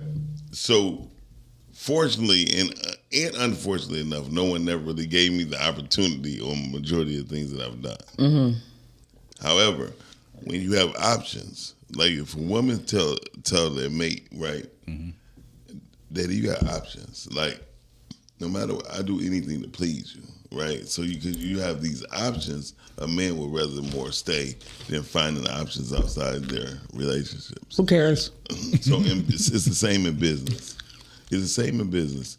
If you create these opportunities, you know what I mean, or these options for your client, then they should spend some money with Now, I believe that interviews should be done for free. Yeah. We don't We're a charge resource. people. But once they've been there and we promoted your product or your trailer or whatever should offer. We should let them know this is what we offer. Yes. And they really should be like, hey, what do you have for me to continue on a relationship with you? Yeah. That's where the bartering come in at. Well, that's when you know most people that you ever gonna meet right now at this point in time in our lives, they're not businessmen and or women At all. They will find out later once they get whoever they was destined to be and say, you know what, Lake, I apologize. What can I do to assist you? You feel me? In business, I've learned the number one question to ask is, what can I do to help you? It's never what I'm receiving. It's always what I can do to help you. Because in life, what happens is people that comes aboard, whether it's podcasting or music, right? If you're there willing, pushing forward towards your career, and the person who's there anchoring your career should be the first person you ask. You feel me? In most cases, most people don't do that. I was doing 9 albums at one time, and people was going to the person who had the studio, like, hey man, Doc tripping, man. He talking about, can I come back later on or something? He said, man, do you realize he probably tired? Do you realize, and there's only one person, every time he called, every time he was on his way, hey man, you had something to eat? You hungry? Right. You want something to drink? That must have been me. The way you smash my guacamole, I always feed you. That sounds, hey. Whoa. But you know, but no, seriously, his name was IROC. IROC was the only person that asked me, bro, are you hungry? You know, Coney Island right next door where I'm at. Right. He's the only person that say, you drinking, you want a beer or something, anything. But that's the thing when you saying being humble, being whatever they say, being humble doesn't mean play small. So you're sitting there and you producing all these albums and you ain't asking nobody for something to eat because you're No, because I'm busy in my craft. Right, but you're also being humble because you can't continue your craft. The one thing I realized, I can't come in here, do the morning show, don't have food until 12 o'clock and still be able to have a productive day. Very true, but however, it's not their business to know if I had something to eat or not. So but it's your business to ask. Wait a minute. So here it was. A lot of people knew my business. You know what I mean? My personal business. So iRock was one of those people like, hey, bro, I know you probably had nothing to eat since last night or whatever. His session at 3 o'clock. Mm-hmm. He know I'm a person who I don't ask nobody for nothing. Right. Because I figure if you come and you already know, you should bring something. Right. Matter of fact, I told a young lady, if anybody come in your house and you know you by yourself, you know what I mean, they should bring something. I don't care if it's a man and or a woman. And so Rock knew how I felt because he heard the complaints that not the owner but my partner was receiving. You feel me? He was like, y'all don't ever even ask him for do he want anything. So I see why he be like, y'all can wait to at least go get something to eat. Come at 4. Now I'm going back. Rhea said that she doesn't charge for interviews, but she does charge for advertisement, and it is discussed prior to their appearance on the show. Right. I would like to know how that's working, and what is the formula to be successful with that? Because one good thing, not one good thing, but one thing she said was we all should be on the same accord, on the same page when it comes to that. You know, we all should. I just think charging for interviews is greedy, though. Yeah. Charging for interviews is crazy work. Greedy. Yeah. That's all it is. Greedy. But at the same time, for some people who has value and someone who's bringing no value, it doesn't help them. So would it be even more nonchalant or greedier, not saying, no, I'm not going to interview you? And see, what I've learned was, there was a guy named Big Sean we all heard of. Mm-hmm. And he's at Shane Park. Hey, man, can I get 5 minutes? Can I get 2 minutes? And so he was declined every time. So when he got up there and he got a name for himself, they asked him to perform at Shane Park. He charged him $48,000 at a summer jam. Yeah, that's about going rate. No, it's not. It's not a going rate when most people don't even charge for summer. That's why when you see summer jams in Philly and New York, they dress how they want to dress. They don't got no stage performance. You just play song after song, and the people perform, such as the Jay-Z's, such as the Kanye's. It's because they done show love to these people. You feel me? And once you are shown love, you know, if Shane Park would have been like, hell yeah, you can come on. You know what I mean? Not only did he did 2 shows this summer, he did 4. But isn't that him being a businessman, really? Well, no, I was saying more so like he started off being humble. Yes. But then when the tables were turned, he was able to shit on them. Yeah, and he. I wouldn't say it like that. It is when you not. He took his chance. He took his chance to shit on him because he didn't have to charge. It's like with me, I would beat the street. I'll call people. I'll ask like, hey, can you be on my show? Hey, can you be on my show? And like people will spin me. Not only do they spin me, the way they act towards me in person. Right. It's like, for one, I'm a human. For 2, I'm dope as hell. But you can go ahead and you can play that. When Lake Be Everywhere becomes the staple or a house name, right, you can't call me. No. You specifically can't, or you will be paying me for an interview. Exactly. But that's where it's supposed to go. You're supposed to, hey, at this point in my life, this is my rate.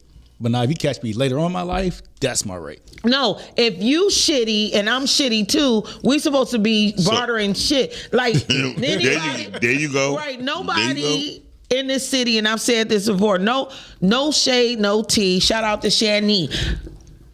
No one who's still working and acting in Detroit is better than me. Exactly. I agree with that. No matter how much they may be bringing in and this, that, and the other, you have not even taken your talents outside of Detroit. Part of what you're doing as an actor should be rotating the podcast circuit. Right. True. And all of us are here we're here to promote you. So when you see me and you know that you've come across my page, like I'm following you, but for you not to follow me, it's crazy work to me because I don't even be on my IG page, but I follow anybody who say, hey, follow me. Right. So I'm about to drop a hell of a gem and a jewel and a bomb at the same time. Oh, I gotta see this. When, in fact, you want to reach anyone who you declare as one of the people who you look at will be funny or nice, shout out to Rhea just dropping this in me, dropping this to us so it could be in me to say this. She said, TK. Remember I asked TK Kirkland to come on my podcast before he had his podcast, and he definitely had a fee, and I definitely declined. LOL. He was still cool about it though. So I don't know who that is. He's nobody to charge a fee. So I'll be very honest. I need to get my glasses on. So here's the key thing to really having a podcast, TV production, anything. All this shit is a lot of times, majority of times is based off what you call press releases, right? Mm-hmm. Right. So I will wait till artists have a press release, right? And then I will respond to the press release. Mm-hmm. Sure, they can come on my podcast. Because it's not me asking, it's me responding to a request that they had out. So everyone has a press kit, a press release that they send out when they're doing stuff. And they pay PR people thousands of dollars to do so. Mm-hmm. Sometimes hundreds of thousands of dollars. So you be wondering how Denzel was on this person you never heard of podcast. Mm-hmm. It was a response. And when the response come, you react or act upon it, they're going to ask you certain questions to go to their criteria of their client. Mm-hmm. And if you can't fit the criteria, well, you're not the person for that person to respond to. However, you have to be ready for these. Go to blackpr.com, and blackpr.com, you sign up for it, and they send you all these press releases. You have thousands of stories that it will come to you at every month. You feel me? Mm-hmm. And you respond to these situations on people who's interesting to you and these big stars. Mm-hmm. So, and also it's okay to do what you call article marketing. You feel me? And article marketing is simply when you see an article on this particular client or artist or whatever, or actor, actress, and you do a response to a comment. Say, hey, I really love the fact that Tiana, what's her name? Tiana Taylor. Tiana Taylor was very, very firm on this acting part. It touched a part of my life, blah, blah, blah, blah, blah. And you say, sign, Blake B everywhere. Go to just have your tag to where your contact. And so when people start Googling Tiana Taylor, your story come up. Or when you Google Lake Be Everywhere, your story come up. Mm-hmm. Or the comment of that article come in. And most people don't know about article marketing. You know what I mean? And so press releases is the number one way to get people on your podcast for free. Well, I'll tell you what this, though. I'm glad he said that. I don't mean to cut you off, but this is a segue right into my guest, not this week, but next week, is a PR professional. So okay, what's her name? Rocky Harris. I know Rocky. Yeah. So she's supposed to come. We'll talk about it later. I'll talk about her when she can. So it's my homie. I mean, she cool. She really dope. She's a nice person. And one of the things that I think we as podcast professionals, media professionals, we have to be adamant about how we want our shows to look and what we want you to do. I don't need a singer on here to talk about your song. I need you to sing. And Miles know me. You know what I'm saying? We got somebody on the Rise and Grind morning show. They could just walk up in here. Like I'm mad that I didn't ask the guys last week to perform a scene from their trailer. Because if you're asking me to come to the red carpet and you're asking people to buy this book or pay this ticket or this, that, and the other, then my audience needs to see what you have to offer. And that is the humble part about being small. Like when we had D. Jones bring a bunch of his poets in here, they were so humble, but when it was asked to perform, they didn't play it small. When old girl who was the designer they was like, yeah, and she a singer too. She like, oh man, you know, she's like, you really want me to sing? And we like, yeah. She like, are you guys sure? Because half the time we assume that these people are bigger and better than we are. And that's me speaking for myself. But they are impressed that you would take 3 minutes to ask them to perform their craft. Yeah. What they're trying to get people, because everybody wants to be freaking famous. And what podcasters still have to realize too, and people who interview people, they're not meant to be there through the whole show. You feel me? They're there to promote their product and leave and get on. The main attraction will always be the anchor or the host of the show. Are you looking at me? No, I'm because it's something that I have to figure out, and Miles and I have conversed about over and over again. Shut up. Y'all know I talk funny. That's what I'm gonna put on the t-shirt. I'm gonna put. I talk funny. No. Dorian had said something sweet as hell earlier. He said, I walk on toilet paper because I'm the shit. That's a t-shirt. And then I'm going to say, y'all know I talk funny because I'll be tired of people correcting me, and that's sober or not. I got a Detroit accent with family from Georgia and Louisiana. Y'all can get off my beep. So anywho. Ain't it a beep button? You should have beeped her. You don't know how to beep. That's not a...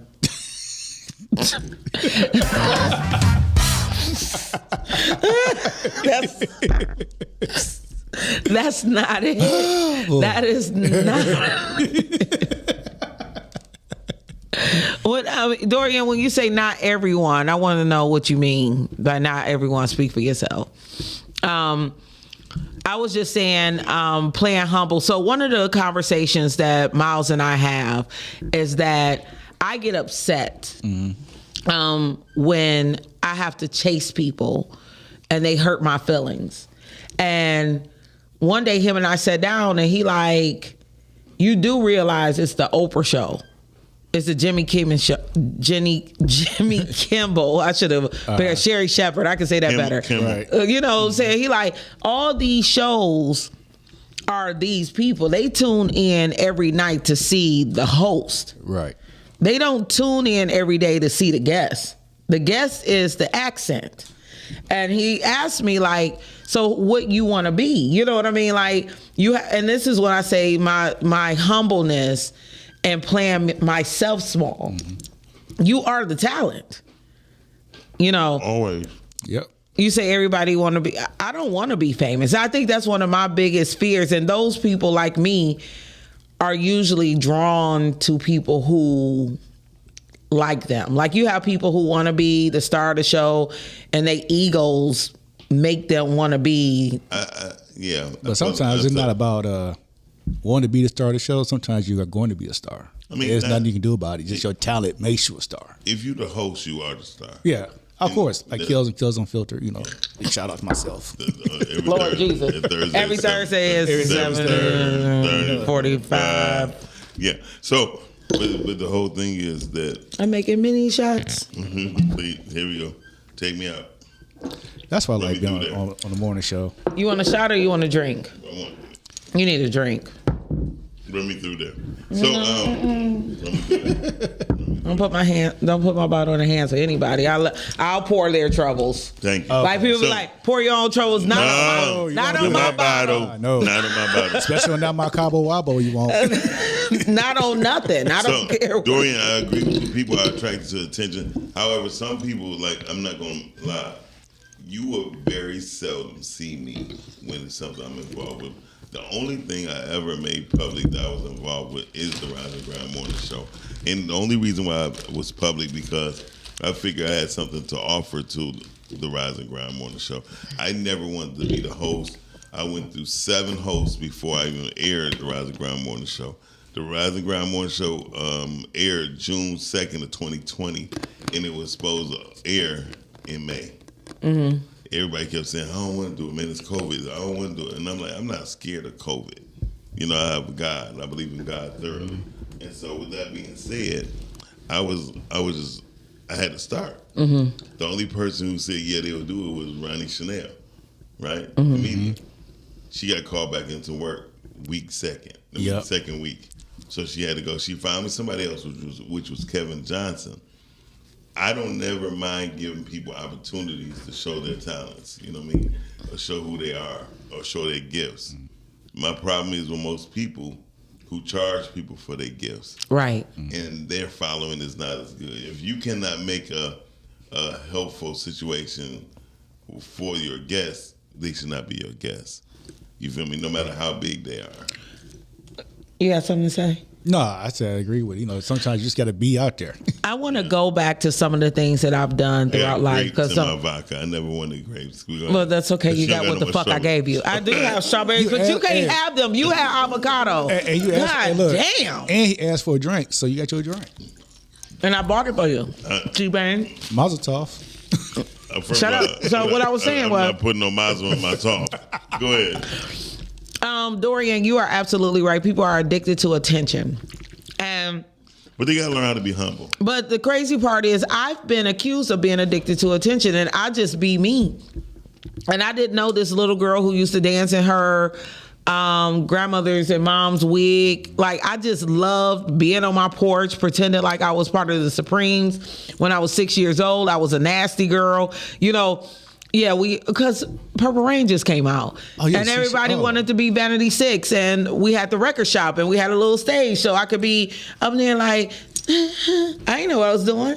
But whenever my cousins would come along, I was either Vanity or Apollonia.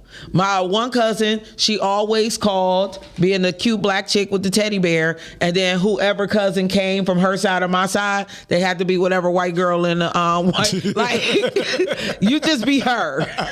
You just be in the back. But they always put me up front. Mm-hmm. I didn't know that was a natural place for me to be. Because you wasn't afraid. People who are not afraid to be in front is the leader. And that's what most people have to understand. They trying to get courage to be who we are in most cases. You know what I mean? But what I realize is I am afraid. Last year I did a show. We're not going to say what show, but it was around this time this year, but kind of like a month ago, but we're not going to say what it was. If you go to my page, you'll see what I was doing last March. But when I walked into the room, full of women who was not humble. And when we were trying to do rehearsals, I'm showing up to every rehearsal because I was never asked to do a monologue. You were doing vagina monologue. I was never asked. I was so humbled when they asked me to perform. And then when they gave the assignments out, they gave me the shortest one out of this 30+ monologue series. Mm-hmm. Everybody was like, I don't have to show up a rehearsal. I did this 5 years ago. I don't have to do this. And then I'm watching people come up on stage with their paper, sitting in chairs. Yeah. And I'm like, I'm practicing every day because even though you gave me the shortest monologue, I am going to kill it. Right. But when I got up there, I was nervous. I was sweating. I could feel like the anxiety. And I'm like, when I walked off and people was like, you were worth waiting for. Right. Mm-hmm. And I couldn't understand, because I'm with all these people who's been doing this. That don't mean, right. But that's what they're telling me. Listen, I've learned that everything that I ever attempted is crazy. I always had a great outcome only because I walked into it humbly, right? Mm-hmm. Being humble. And I walked into it being humble because I understand what cockiness will get you. Mm-hmm. When you're cocky, you are a target. Right. Big target. And even when you're not being cocky and you are humble, you're still a target. So what I do, I always walk into a situation as if I knew it already. Mm-hmm. And I know not that I was the best at it, but as if I knew it already. Okay, so hips don't lie. So y'all see you got them beads. Go to another commercial. Kale's gonna have some too. Here you go. You go to commercial break right away. No. So seriously, I've learned that when you make it, I tell Shani this before. I told anybody who worked with me before, make it your business to be the best at it. Because if you're the best at it, there's nothing nobody can really can say to damage you. Well, I'm okay with being the best at it. I'm just not good with telling people I am. No, you don't have to tell nobody. I mean, but people feel like they have the need to tell people. Denzel never said he was the best at it. Did you know that when you won that award for best podcast? Cameras. Oh yeah, okay. When you won the award for best new host no, because they so your talent got you that award, whether you was aware of it or not. And that's what it is. Your talent's gonna dictate, pretty much. You can't hold that back. Right. But the year before, you was a nobody. No, literally. I mean, I have it on tape I keep recordings and tapes to remind me of stuff because I have alcohol amnesia. But the year before, I have new podcast host. My name was announced last. Yes. They screamed and hollered for everybody. And then the tape cut quick. It was like, say, Anthony Hamilton, Lake Butler. Like, and like everybody had their moment. And it was like, Anthony Hamilton, Lake Butler. And nobody in the room clapped for me but my date. And so they took a deep swallow out of that. I mean, no, because I'm saying like you sit there in that moment and you take that in, and the room is dark, so nobody really knows how that feels. No. So so when the following year come and people like, how did you not know you was gonna win? I'm like, I still got PTSD from the whole room going silent. Voters syndrome. Right. Yeah. Like the whole room went silent. Like, how did she get new? Like, and I've been working hard towards being a new podcast host. This wasn't something that I ain't gonna say I was new at. You got to be within a year. Yeah. Right. But like, my name is Lake. I'm special. Not in that room. Well, here it is. Shout out to Rhea. She says, allow others to give you your flowers, but don't wait for them for validation. And that's what I was saying about Valentine's Day. That's exactly. No, seriously, that was my whole point. That was my whole point about the weekend. We wait for validation to say we're pretty or worthy or chosen, when the bad advice is love yourself first. No, love yourself all the time. And when you're not pretty or chosen, know that you just as pretty as you were last year. Yeah, the circumstances just changed. Yeah, just keep in mind keep in mind that you are God's child instead of anyone else's. No, I'm Barbara's child. Whatever. Barbara and Tommy Lee. Tommy Lee Jones. Tommy Lee Butler. Okay. So Tommy Lee. Because they couldn't spell Thomas. Oh wow. Oh no, it was deep side. Milders. Well, got you there. No, it was meant that way. Yeah, it was kind of a hateful situation. I heard two stories, but anyway, you'll be fine. I will be fine. I am fine. But listen, here's the truth. When I started rap music, I started with a band, right? Nobody thought that was cute until we started performing. Right? Now, years later, the Roots come out and they think it's the dopest thing ever. You feel me? Right. Shout out to Deion Robinson, Duro BB, and Harry. I want to say his last name was Fox, but just Harry. So I had a keyboardist, drummer, and a saxophonist. I love that. People had no idea. I remember the first time I said, they were like, where your tape at? I said, we going, we don't need no tape. And they looked at me like, what? And they're like, okay, you're number 6. It was no number 7 after we hit that floor. And I was a rapper. And so to Lake's point, I never sought after validation. Never. And it's crazy. People say, so you never know. I loved when the fact my mentor would call me.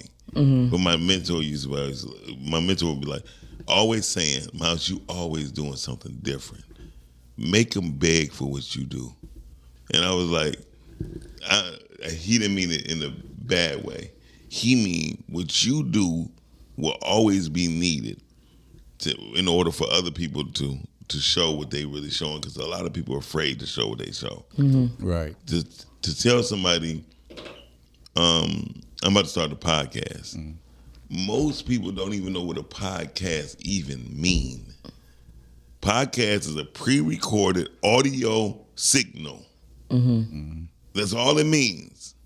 And everybody doing live video. And I will tell people that all the time. Yeah, and they don't get it. When I started in 2020 putting my word out, I was doing interviews. This is the Live with Lake show. This is a video show. Right. You know, I've only participated in 2 authentic podcasts. First was Fuck Your Feelings. That ended up turning into No Repercussions. And we did that over COVID. And one guy was in Texas, one was in Chicago, one girl was in Westland. We had a guy in Canton, you know, and that's a broad audience. It was nice. It was amazing because we could see each other, but we broadcast audio after it was mixed, and then it was put out. And then Kelly and I did the Heeing and Sheeing podcast. Same thing. It was spoken, edited, and then put out. People want to be seen. So I don't want to be like, I'm so excited. Hey guys, I'm so excited because I will be producing an audio podcast, and I'm learning to love my voice, but then I don't have to put on red lipstick or anything. I can just show up and talk. It's Mark with no soul glow. He ain't got, it ain't no mic, it ain't no camera there. He ain't got no juices and berries in his hair. And he look like Dr. Oh my God, he's all blown out.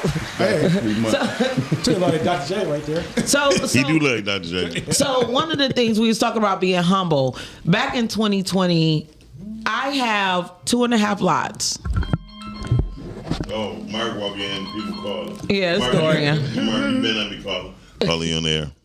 Timing is everything. Yeah, because you interrupted my story. Go ahead, Dorian. That's why I did it. Yeah, that's it. I killed that. Go ahead, my pop. When is your birthday? Say what? When is your birthday? March 15th. We gonna hang out?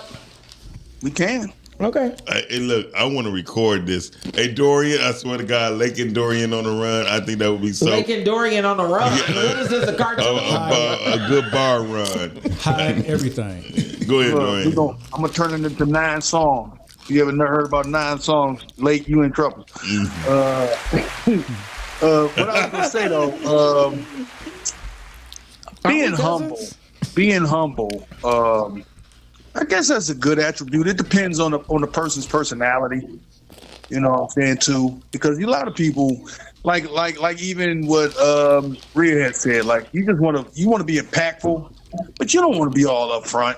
Right. Nobody really, I mean, not for real. But then you got some people who really crave that. They really, and I would say a great majority of people nowadays, some reason, I think it's psychological. I think we all literally need some mental health. This whole attention seeking. Like I watch people all day long who I know they got jobs. This post. Whether it's AI or themselves or I was like, Jesus Christ. I'm like, I try to put some up once or twice a day, if that much. Right. You know, like, good Lord, how much attention do you need? You know, but the addiction to attention will be most people's downfall because they don't understand, like, there's ways about going about stuff, and sometimes you can bring negative attention to yourself. Yeah, I got You know good what I'm stories saying? like that, boy. I've seen that a lot. Yeah, and for me, like, up until about 6 years ago, like, even me calling in on shows, being on podcasts, doing recorded video podcasts, whatever we do, it's the world I come from, no bueno. That is a no-no. Right. It's a good way to get whacked for doing stuff like that. Because I'm so separated from that world now that I can, you know what I'm saying, I can kind of flush it out. But we didn't even take pictures. We did everything that I was doing. We called fun was illegal, you know, and it's all about, to me, it's all about moving it quietly, because I feel like black folks can never really truly get ahead because we broadcast everything we do. We project everything we do. Oh, I'm sorry. I can partially agree with that, but I've also played the game with being so open that really only about 30% of my openness is what people really see. And it's tricked. People like you post all the time, like you doing this and this, that, and the other. You really don't have a clue of what I really got going on.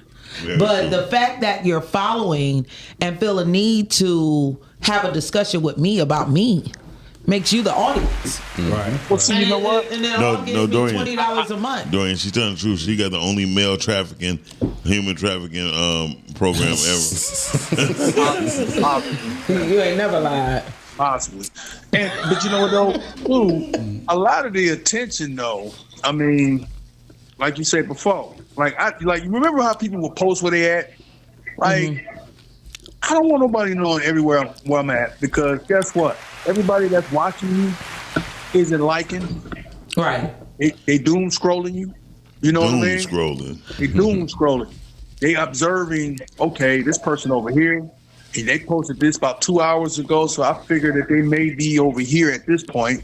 And then all the while, your house getting robbed. You know what, Dorian? I didn't get my house robbed, but back in 2009, 2010, I was studying for my master's degree in information systems from the University of Phoenix. I would study at Sweetwater every Monday night because my Monday night class was from 6 to 9 in Troy. So I would leave there and I would go to Sweetwater to finish up my assignments. Downtown? Yeah. That's totally That's the only one you probably consider that, really. No, because I didn't have a kid. Oh. Yeah. I could do what the fuck I wanted. And I wasn't sleepy. But from being a student, I understood that I needed to attack my assignments right after class.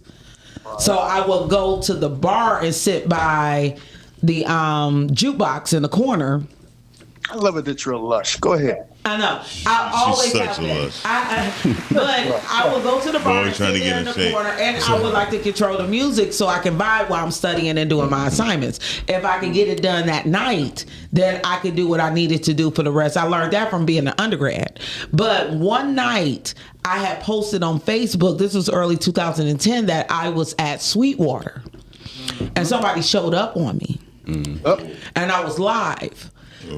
And it wasn't a dangerous situation, right? But it was a stranger. Wow. And that was my first time. Like, oh, people are following me. People are and I'm by myself. Like, I don't have a kid. I'm out here. I'm in the world, and I talk about that. So I don't know if this person was trying to get me, but they did show up on me. White guy. No, it's a black guy. What I've done since then, and people don't even know, I'll go live if I know I have protection, and that's what people don't realize. If I say I'm by myself and I'm live, 9 times out of 10, I'm not by myself. Don't ever get that shit talking twisted. with you too, so that always helps. That's the thing. Yeah, that's the thing. Is that you? And you know what's so interesting too? Like I find it hilarious that a lot of people find Sweetwater as a safe place, but I done caught so many people up there laughing. We sorry, Dorian. It was Mark. I'm like, if that ain't happened since Mark showed up. Right. So you were saying what, babe? I said I didn't see so many people get caught lacking up there at Sweetwater. It is not a safe place. Well, not even Sweetwater, but I'm talking about period. Like anywhere. Anywhere. I've always, from that point on, the next day, I'd be like, hey, look at me. This is where I was. I never post live anywhere other than my office. And it's only because I've learned that simple fact that people who mean you harm can get you, and they will let you know. I could have got you when you was at Sweetwater. You know what I mean? They would say that. But I'll post that when I leave. I post that day after. As soon as I leave, I post, and then I got cussed out for that too. Because the girl came up there like, I was looking for you. I was like, why'd you come up there? Well, part of going live is to let people know this is what I'm doing right now. Right. You know, like I didn't do it yesterday, but one of my classmates from Benedictine, he had a book signing. You know, it was at the Powerhouse Gym. He's a bodybuilder and everything. Shout out to Stephen Bynum. That's my homeboy. I grew up with him. Yeah. That's my homeboy. I grew up with him. Oh, Evidently, y'all cousins. So Right. I am a cousin. Right. But when Stephen had his book signing yesterday, and I went to go live, but the Powerhouse is hot. Super. My hair was, my weave turned into an afro. I'm like, this is real human hair. Like, it was so fucking hot. I couldn't remember to tell people where I was. So sometimes I want to let people know right here, right now, you need to be here. Right. Calvin Deal said, shout out to Mark Leonard. Even if it kills me, book is out right now on Amazon Kindle. When are we? Even if it kills him, because that's what this is. All right, my bad. Go ahead, Dorian. Thank you for calling. Come up for a shot if you in an area. All right. So my homegirl Nadella, I love Nadella because she's another inspiration of women. She went skiing. She is. I can say she going to Vegas this weekend. Anybody want to follow her? Like, shit, I follow Nadella. Nadella look all right. You know I like them chocolate. Shit. Nadella. But How like about Nutella? Nadella. She's too young for you. Look too young. She older than me. She ain't too young. I can tell by them shoulders. You can grab her by her throat. No, man, go ahead. That woman got grandkids. Damn. I don't date nothing. I don't date Black don't younger crack. than Lake. Huh? So I don't date nothing younger than Lake. Damn. I'm 46. Damn, that's an old one. Damn, got old coochie. So shout out to Nadella. I mean, After he done mashed my homemade Damn. guacamole. Like, you like, damn. Massacre went down. Like I would guacamole. Thank you. I won't post when I'm on vacation. I wait. Very true. I mean, yeah, that's very true. Yeah, Especially, go ahead, Kels. I would say, yeah, if I'm on vacation, you might not even hear about me until I get back. Yeah. That's just my Only if I'm in Philly. In Philly? If I'm in Philly, I won't go live, but I will tell people, hey, I'm in Philly. Because I like my family to know that I do show them. Okay, yeah. Because like, I'm going to rob you. When you going back? I'm going to break your dinner. No, I wouldn't tell nobody because it's like 6 people know where I live at now. I know where you live. Yeah, 6 people in 3 years. That's what I'm trying to tell you. It's like, I remember I lived somewhere for 10 years and only 2 people knew where I lived at. Because I was raised around gangsters. I was raised around people who did bad things to other people. And when you know people have bad intention towards you, why is Calvin email come up as red? You a red flag, Calvin. Mr. Red Flag himself, Calvin Deal, is tuning in. So, we are coming close to the end of the show. Oh, shit, it's time to go. And we It's time to go. Y'all get that no. Back it up on my face. but Back it up out of my face. Why? Go ahead.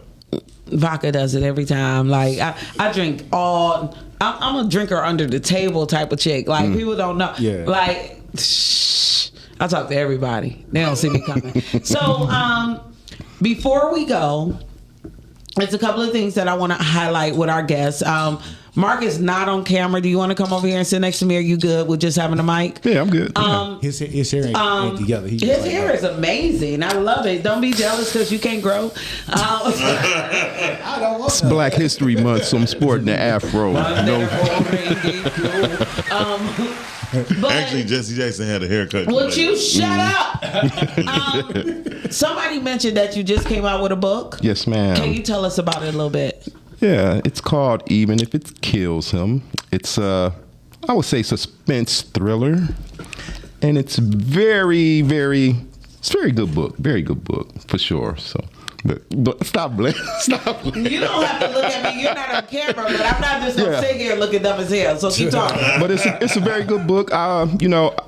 I want to have a copy for Kels. Oh, appreciate it. Yeah, I For have a copy. Kels? Yeah, I got a copy for you Kels too. don't do But, shit. but I'm just executive producer. okay, so yeah, I'm gonna give it to you, and you can give it to Kels. Yeah, most definitely. So we get one book to share? I only got one in the car. I'll bring you one. I'll bring you one, Lake. I'll bring you one. I just thought about it when I came in here. I was like, okay, it's in the back seat. So yeah, so it's called Even If It Kills Them, suspense thriller. Okay. It's my second full-length novel, and it's a very interesting story.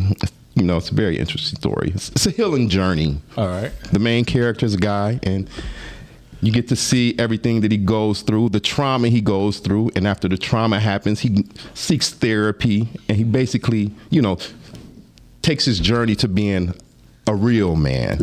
He's been a nigga all his life, but he's taking his journey now to be a real man. So that's what it's about. Even if it kills him. Yep. And this is on Amazon? Yes, it's on Amazon. Amazon. And where else can we find you? Just on Amazon right now. Just momentarily. Yeah, we'll be on Detroit City Deals once I get the the paperback copies in. It will be on Detroit City Deals where you can go get it. Yeah, maybe we could do a book launch at the museum. Well, you know what? You know why I love you, Fred? Is I was just thinking about the amount of writers that I know. Mm-hmm. And while he was talking, and I was talking about going to Stephen's book signing, is maybe we should have multiple. Mm-hmm. I'm with that. A showcase with multiple Detroit authors. Book a whole at month the of museum. No, just one show. Oh, damn. Like, because just one show where you can sit down, talk to we can do a panel discussion. Have a panel discussion with each author, and then give them the opportunity to buy their books, and that's the event. I think your book club need to host it. And, I am the book site house. I think I'm just joking. And podcasting will be behind you. I think that is something in the makings and something that we can make possible. Kels, yes, ma'am. What you got for us? They said it's scary how good you do that. Like, I'll do what? Mock. Oh, Y'all know I you play did with that good. dummies. Y'all see me. I'm talking with about Miles. No. my puppet. She's talking about her past relationships. You ain't never lied. I'm a dummy magnet. I've been doing this shit for 30 years. No, don't be offended. Go ahead, Kels. This rats over here. That's why I can't hear this morning. Nobody does it like It's crazy. Nobody does it like that. Okay, y'all. Thursdays, Kills Unfiltered. I got something. Really, the next 3 weeks are gonna be like dynamic. Mm-hmm. I got New Era Sunshine. She's coming back. She's a erotic poet. We're gonna bring the energy back because Valentine's Day was a lot of negative posts out there. Mm-hmm. A lot of people was like not feeling Valentine's Day, so we're gonna bring the love back a little bit. We're gonna have this New Era Sunshine in. Also, a week after that, if you're interested in PR, I got Rocky Harris coming in. Rocky's Reality. She's gonna bring it down to us on PR and media, and we'll talk about journalism, especially in today's age where Donald Trump and Republicans are trying to like kill journalism. So we're gonna talk about that also. And the week after that, y'all have to be in the house. Y'all got to tune in, whatever y'all got to do to sit and watch the show. Myself and Yusuf Bunty Shakur are going to sit down, talk about being black in this day and age under this administration.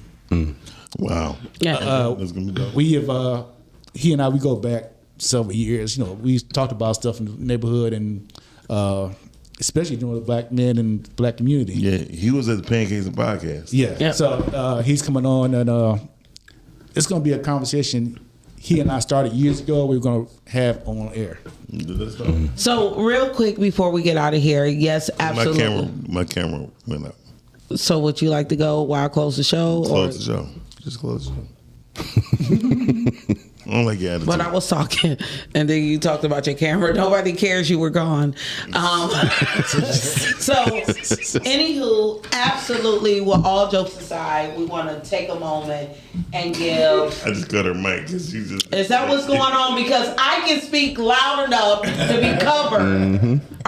Am I good now? Okay, thank you.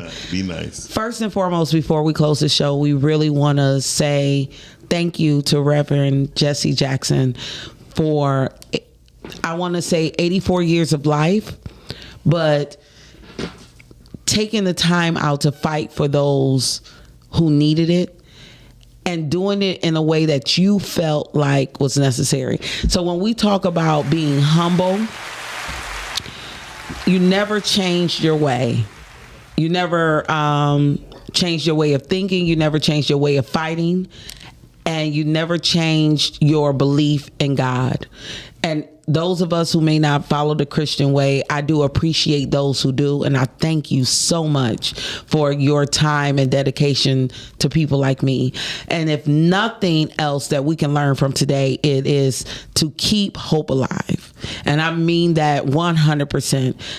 Keep your hope alive. If that means your hope in yourself, your hope in others, and the things that we can accomplish, because until your last breath, you have every day to do something special. For those of you who don't know, we have Podcasts and Pancakes. It's going to be running back on March 14th. That will be the second Saturday of the month. Please join us. Y'all know I'm doing a quarterly networking event in March. That is going to be Tuesday, March 24th. I'll be talking about it more, but I want you guys to log in that date, and it's going to be the opportunity for authors and lawyers and doctors and black people a whole just to be in a room together, talk and play some Jenga. But if you have you can play Jenga, sorry, or whatever, but like the last one we had, if you have a question about that child support case, I had lawyers in the room that could just give you some advice about what do I do if X, Y, and Z, and it was in a setting where we all can hang. I don't want to let people know where yet. It's going to be downtown 4th Street area. Around the corner from the Detroit Club, but we're not going to the Detroit Club. Okay. And then, as Miles mentioned, since his mic and camera is off. No, my mic is not off. No. I would like to bring up that Saturday. That Saturday, guaranteed, we will be at the Detroit Coffee Lodge for coffee and conversations in the morning. That's Saturday morning. It's the last Saturday of every month. Not this month, but next month of March, which will be, I don't know, but it will be the last Saturday of March for coffee and conversation at the Detroit Coffee Lodge at 10 p.m. 10 a.m. I don't know why Miles think it's okay to have things on Saturday morning. It's weird to me for people who work 40 hours, 50 hours, and 60 hours a week. Lastly, real quick, and we're going to end the show on this. On Thursday, February 19th, the Detroit Historical Society is opening up nominations for the Hustle 2. We want to nominate Doc Chill, Miles Dixon, and Podcastic as an honoree. This is very important to me. It's very important to my heart, and it's very important to our next moves for our future and our 2-year plan. Please go to DetroitHistorical.org on February 19th and let's start getting our nominations in for Mr. Doc Chill, Mr. Miles Dixon, the owner and janitor of Podcastic. It is very important to me that we make this happen, y'all. And on that note, we have been here way too long. Cheers. Fat Tuesday. Happy Lunar New Year. And I got on red draws. I do too. Do you? Yes. Because you was listening to the fucking real. Nigga, god damn. Monday through Friday, great conversation, guest appearances, 'cause you